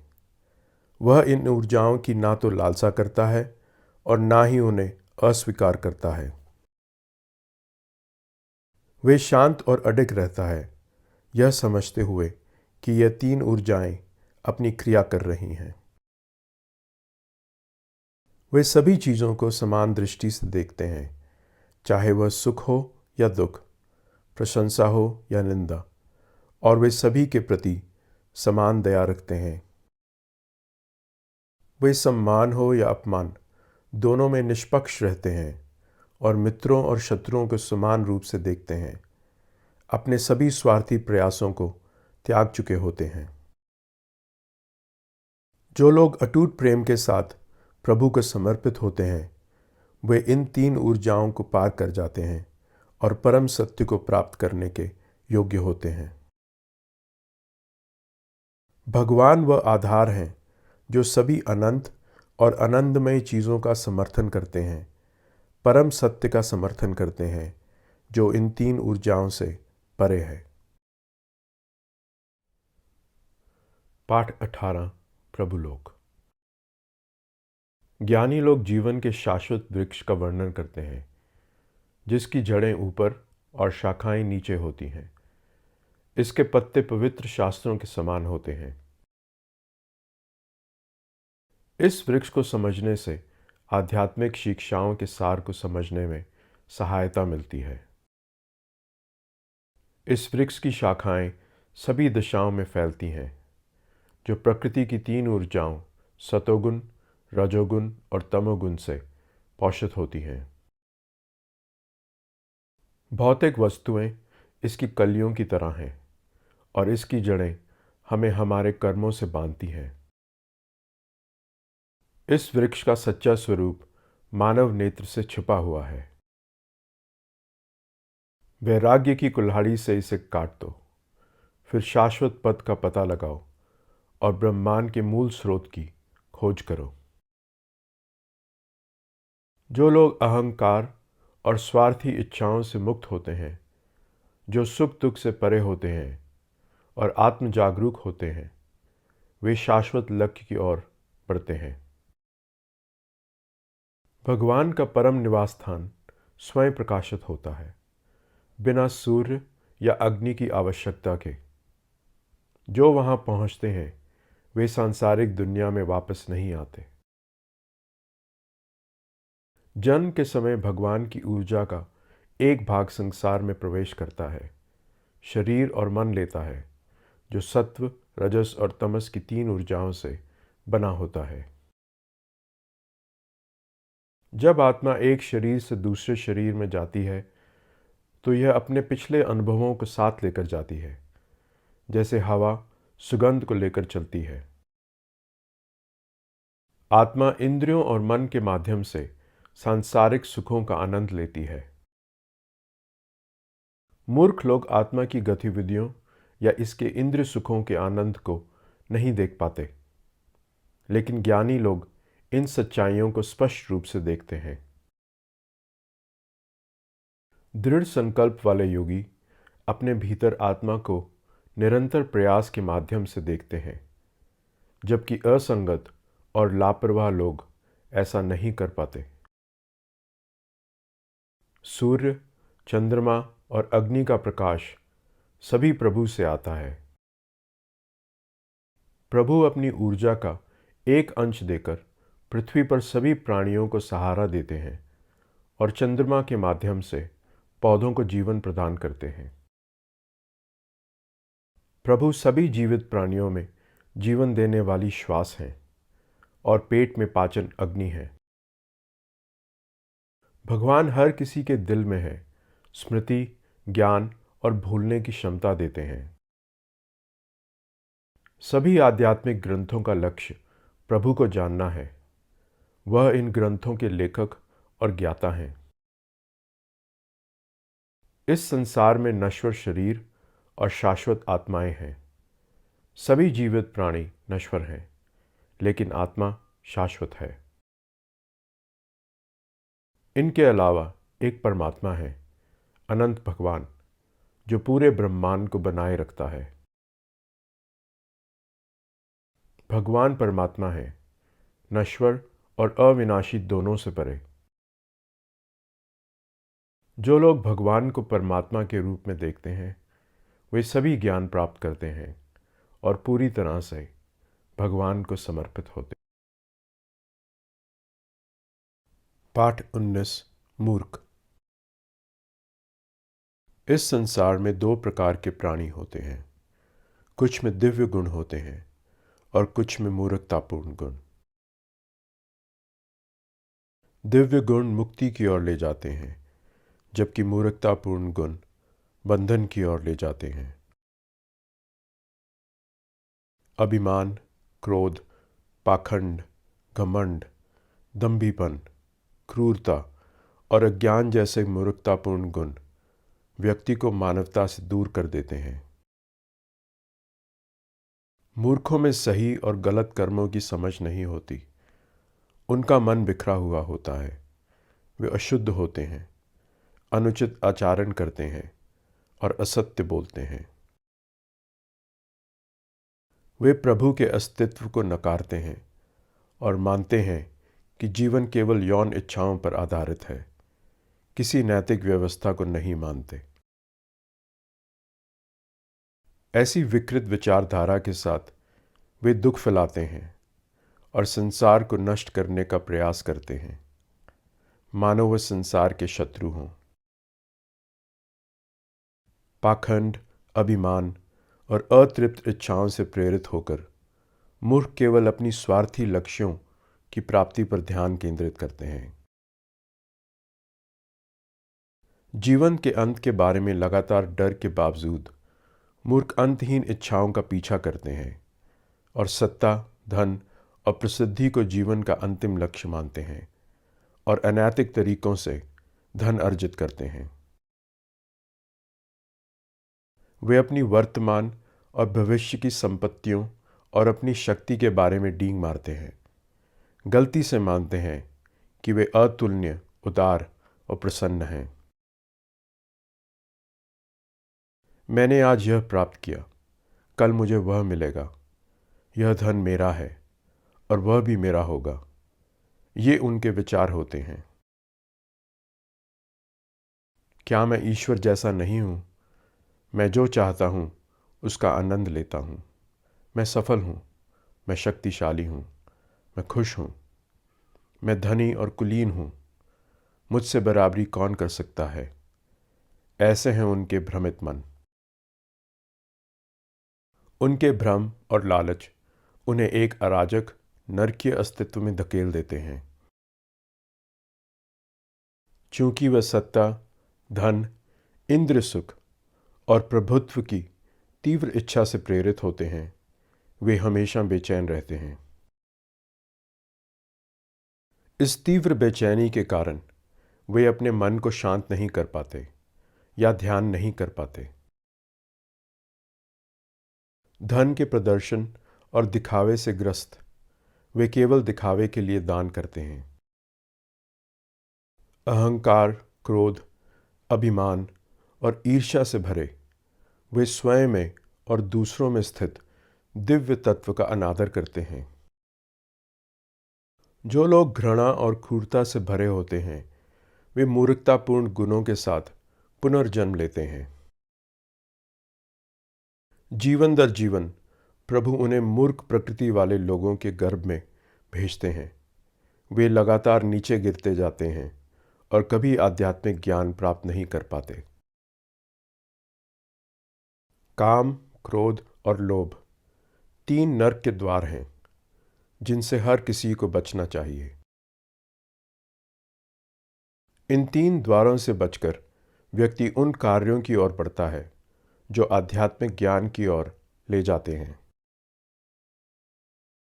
जो लोग शास्त्रों के मार्गदर्शन को नज़रअंदाज करते हैं और स्वार्थी इच्छाओं पर आधारित कार्य करते हैं, उन्हें ना तो पूर्णता मिलती है, ना सुख और ना ही परम लक्ष्य। आपको क्या करना है और क्या नहीं करना है, इसके लिए पवित्र ग्रंथों को आपका मार्गदर्शक बनने दें। उनकी शिक्षाओं को समझें और उनके अनुसार कार्य करें। अपने दिव्य गुणों का पोषण करें। अपनी आध्यात्मिक यात्रा के प्रति समर्पित रहें और उदार बनें। स्वयं पर नियंत्रण रखें और सच्चे बनें। ईमानदार रहें और दूसरों को प्रेम और दया प्रदान करें।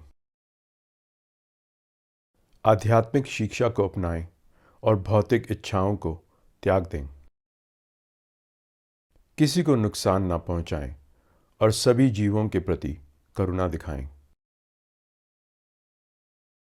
स्वयं से पहले दूसरों के बारे में सोचें ताकि आपका सच्चा दिव्य स्वभाव प्रकट हो सके। पाठ 20। श्रद्धा। हर व्यक्ति एक विशेष प्रकार की आस्था के साथ जन्म लेता है, जो सत्व, रजस और तमस की 3 ऊर्जाओं में से एक के अनुरूप होती हैं। लोगों की आस्था उनके स्वभाव को दर्शाती हैं। वास्तव में एक व्यक्ति वही होता है जिसमें वह विश्वास करता है। जिनमें सतोगुण की ऊर्जा होती है, वे दिव्य रूपों की पूजा करते हैं। जिनमें रजोगुण की ऊर्जा होती है, वे सत्ता और धन की पूजा करते हैं। जिनमें तमोगुण की ऊर्जा होती है, वे भूत प्रेतों की पूजा करते हैं। कुछ लोग जुनून और अज्ञानता से प्रेरित होकर गलत मार्ग की तपस्या करते हैं। वे अपने निर्दोष शरीर को यातना देते हैं और उस आत्मा और प्रभु को अपमानित करते हैं जो उनके भीतर निवास करते हैं। घमंड और अभिमान से अंधे होकर वे दानवों की तरह व्यवहार और विचार करते हैं। किसी की आस्था उनकी पसंद में दिखाई देती है। वे क्या खाते हैं, कैसे काम करते हैं, किन अनुशासनों का पालन करते हैं और कैसे दान देते हैं।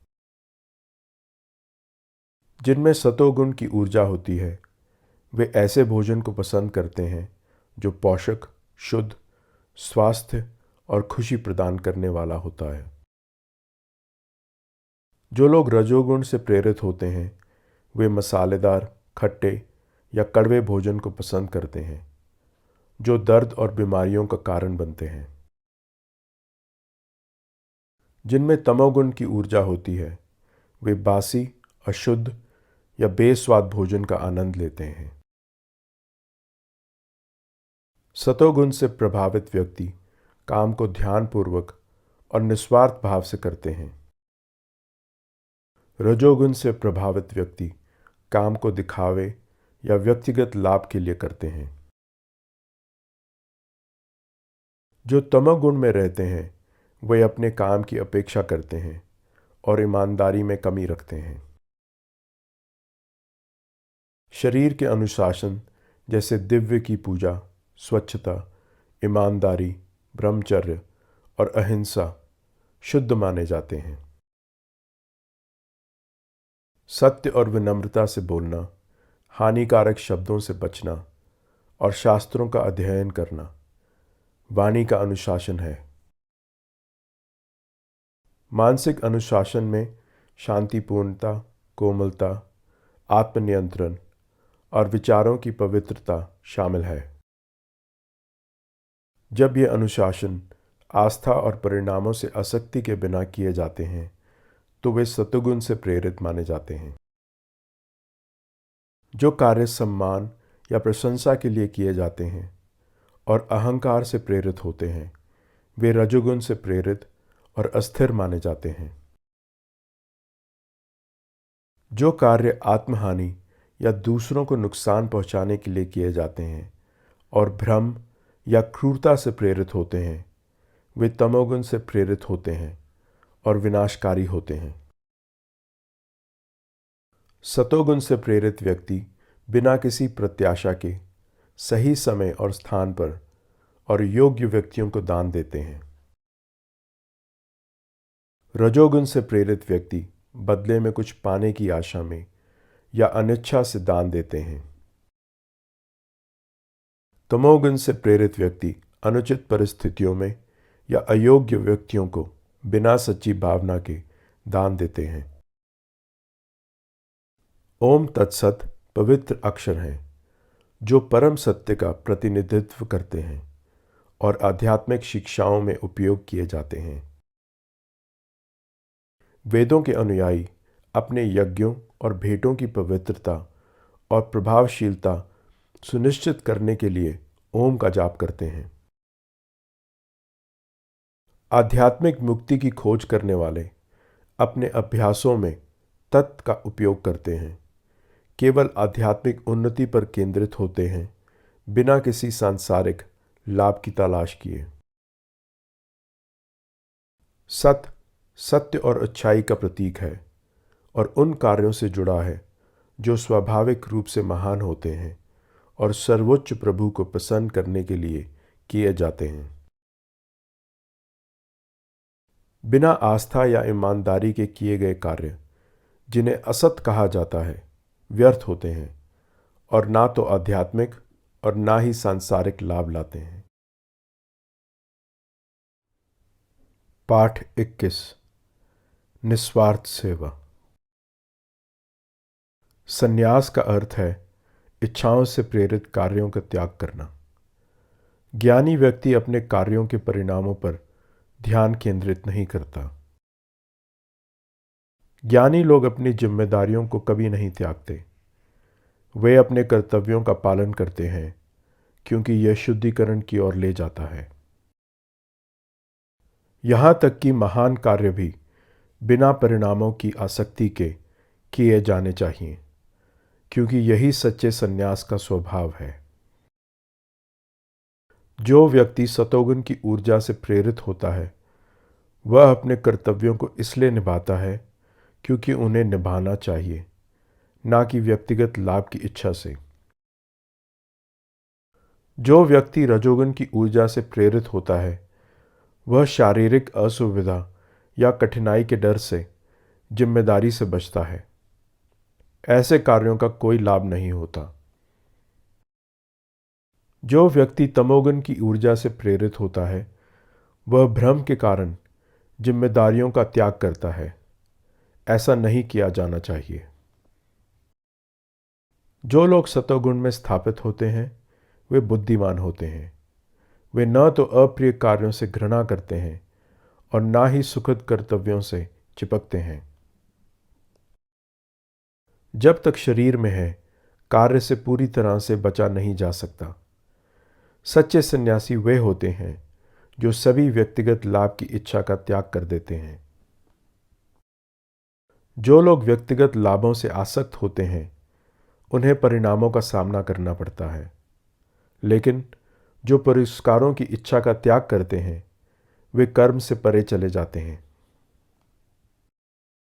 समझ लें कि हर कार्य में 5 तत्व योगदान करते हैं: शरीर, साधन, अहंकार, प्रयास और दिव्य इच्छा। प्रत्येक कार्य, चाहे वह सही हो या गलत, इन 5 तत्वों में शामिल होता है: कर्ता, साधन, निष्पादन और दिव्य इच्छा। एक मूर्ख व्यक्ति स्वयं को एकमात्र कर्ता मानता है, अज्ञानता से घिरा हुआ। अहंकार से मुक्त और शुद्ध हृदय वाला व्यक्ति अपने कर्मों से बंधा नहीं होता, भले ही हिंसा से घिरा हो। ज्ञान, ज्ञान का विषय और ज्ञाता, ये 3 प्रकार के क्रियाओं के प्रेरक हैं। इंद्रियां, कार्य और कार्यकर्ता सभी क्रियाओं का आधार है। प्रकृति की 3 ऊर्जाओं के आधार पर ज्ञान, कार्य और कार्यकर्ता का वर्गीकरण किया जाता है। सतोगुण की ऊर्जा से प्रेरित ज्ञान सभी विविध प्राणियों में एक एकल अपरिवर्तनीय वास्तविकता को देखता है, जो यह पहचानता है कि उनकी एकता अस्तित्व का सार है। रजोगुण की ऊर्जा से प्रेरित ज्ञान सभी प्राणियों को अलग और विशिष्ट रूप में देखता है और उनकी एकता को पहचानने में विफल रहता है। तमोगुण से प्रेरित ज्ञान दृष्टिकोण की कमी के कारण संपूर्ण में से केवल एक अंश को पकड़ लेता है और उसे पूरी सच्चाई मान लेता है। सतोगुण की ऊर्जा से प्रेरित कार्य बिना आसक्ति के किया जाता है, ना तो पुरस्कार की इच्छा से प्रेरित और ना ही प्रयास से परहेज किया जाता है। रजोगुण से प्रेरित कार्य प्रयास से किया जाता है और व्यक्तिगत लाभ या संतोष की इच्छा से प्रेरित होता है। तमोगुण से प्रेरित कार्य बिना परिणाम की परवाह किए या अपनी क्षमता के बिना किया जाता है। यह भ्रम और अज्ञानता से घिरा होता है। सत्व ऊर्जा से प्रेरित कार्यकर्ता अनासक्त होता है, अहंकार से मुक्त होता है और सफलता और असफलता में स्थिर रहता है। व्यक्तिगत लाभ से परे कर्तव्य से प्रेरित होता है। रजोगुण से प्रेरित कार्यकर्ता तीव्र इच्छा और भावनात्मक आवश्यकताओं से प्रेरित होता है, व्यक्तिगत पुरस्कार की तलाश करता है और मूड और भाग्य के उतार चढ़ाव के अधीन रहता है। तमोगुण से प्रेरित कार्यकर्ता आलसी, जिद्दी, धोखेबाज, द्वेषपूर्ण और काम में टालमटोल करता है। वह नुकसान की परवाह नहीं करता। सत्व ऊर्जा से प्रेरित व्यक्ति की बुद्धि क्या किया जाना चाहिए और क्या नहीं, कर्तव्य और अकर्तव्य में अंतर कर सकती है और समझती है कि क्या स्वतंत्रता और बंधन की ओर ले जाता है। रजोगुण से प्रेरित व्यक्ति की बुद्धि कर्तव्य और अकर्तव्य में भ्रमित होती है।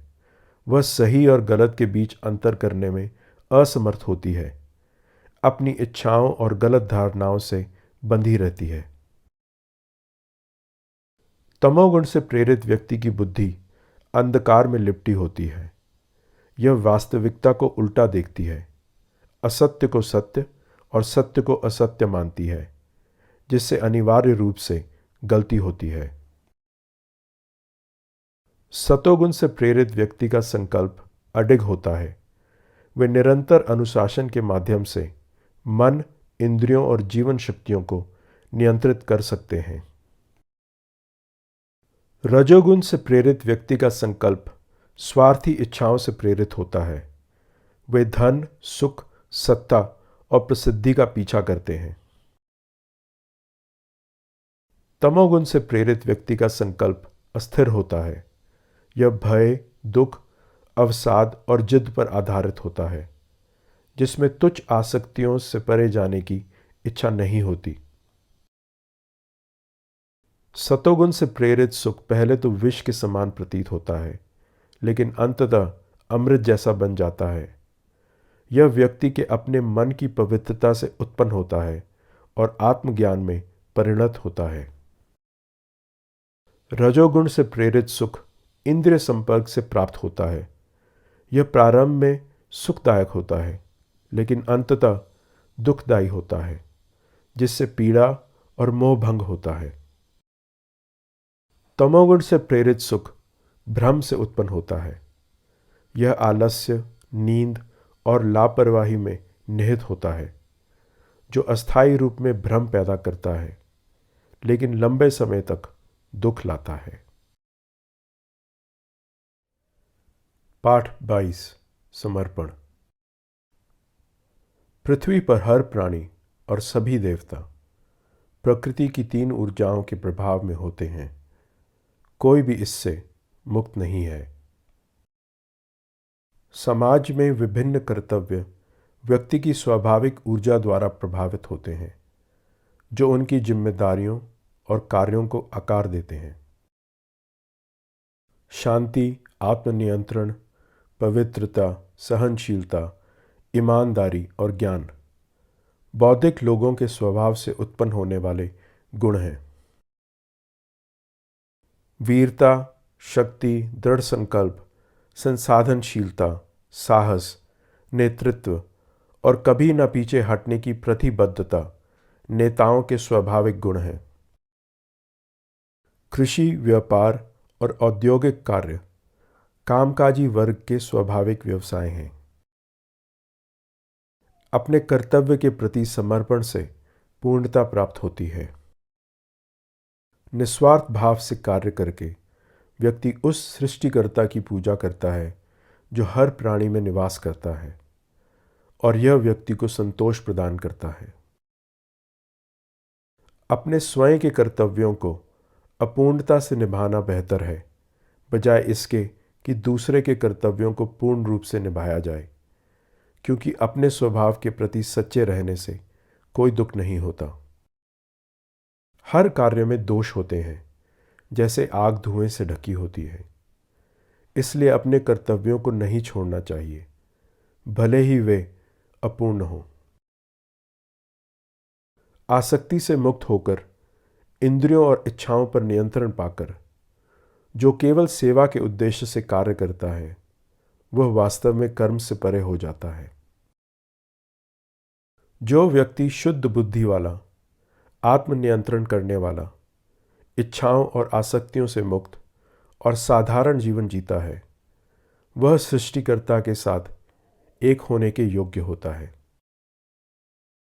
दिव्य के साथ सामंजस्य में रहकर, आत्मा में आनंद का अनुभव करते हुए और सभी प्राणियों के प्रति समान भाव रखते हुए व्यक्ति प्रभु की शुद्ध भक्ति प्राप्त करता है। भक्ति के माध्यम से व्यक्ति वास्तव में प्रभु को समझता है और प्रभु के शाश्वत धाम में प्रवेश करता है। सभी कार्यों में प्रभु के लिए समर्पित होकर, प्रभु की कृपा पर भरोसा करते हुए व्यक्ति शाश्वत और अविनाशी अवस्था को प्राप्त करता है। हर कार्य को प्रभु के लिए अर्पित करो, प्रभु को अपना एकमात्र रक्षक मानो और सदा प्रभु का ध्यान करो। जब तुम्हारा मन प्रभु पर केंद्रित होगा, तो प्रभु की कृपा से तुम सभी बाधाओं को पार कर जाओगे। यदि तुम प्रभु की नहीं सुनोगे, तो तुम खो जाओगे। यदि तुम कहते हो, मैं अपने कर्तव्यों का पालन नहीं करूंगा, तो तुम्हारा स्वभाव तुम्हें इन्हें करने के लिए बाध्य करेगा। अपने कर्मों के बंधन से बंधे तुम अपने स्वभाव के अनुसार कार्य करने के लिए विवश होगे, भले ही तुम ऐसा ना चाहो। प्रभु सभी प्राणियों के हृदय में निवास करते हैं और उनके स्वभाव के अनुसार उनके कार्यों का निर्देशन करते हैं। पूरे दिल से प्रभु को समर्पित हो जाओ। उनकी कृपा से तुम्हें शांति और शाश्वत धाम की प्राप्ति होगी। इस गहन शिक्षा पर विचार करो और उसके अनुसार अपने मार्ग का चुनाव करो। यह ज्ञान तुम्हारे कल्याण के लिए है। प्रभु का ध्यान करो, प्रभु के प्रति समर्पित रहो, प्रभु की पूजा करो और प्रभु को अपनी श्रद्धांजलि अर्पित करो। ऐसा करने से तुम निश्चित रूप से प्रभु तक पहुंचोगे। सभी अन्य मार्गों का त्याग करो और केवल प्रभु को समर्पित हो जाओ। प्रभु तुम्हें अतीत के पापों से शुद्ध करेंगे, दुख मत करो। इस पवित्र ज्ञान को उन लोगों के साथ साझा नहीं किया जाना चाहिए जिनमें भक्ति की कमी है, जो तपस्या में संलग्न नहीं है या जो सुनने के लिए तैयार नहीं है। जो लोग प्रभु के भक्तों के साथ इस सर्वोच्च रहस्य को साझा करते हैं, वे शुद्ध भक्ति प्राप्त करेंगे और निश्चित रूप से प्रभु के साथ एक हो जाएंगे। प्रभु के लिए इससे प्रिय कोई नहीं जो इस ज्ञान को साझा करता है, और कभी कोई प्रिय नहीं होगा। जो लोग इन पवित्र वचनों पर ध्यान करते हैं और ज्ञान और भक्ति के साथ प्रभु की पूजा करते हैं, वे शाश्वत शांति प्राप्त करेंगे। जो लोग इस पवित्र ज्ञान को सुनते हैं विश्वास के साथ और बिना द्वेष के, वे मुक्त हो जाएंगे और धर्मी लोगों के लोकों को प्राप्त करेंगे।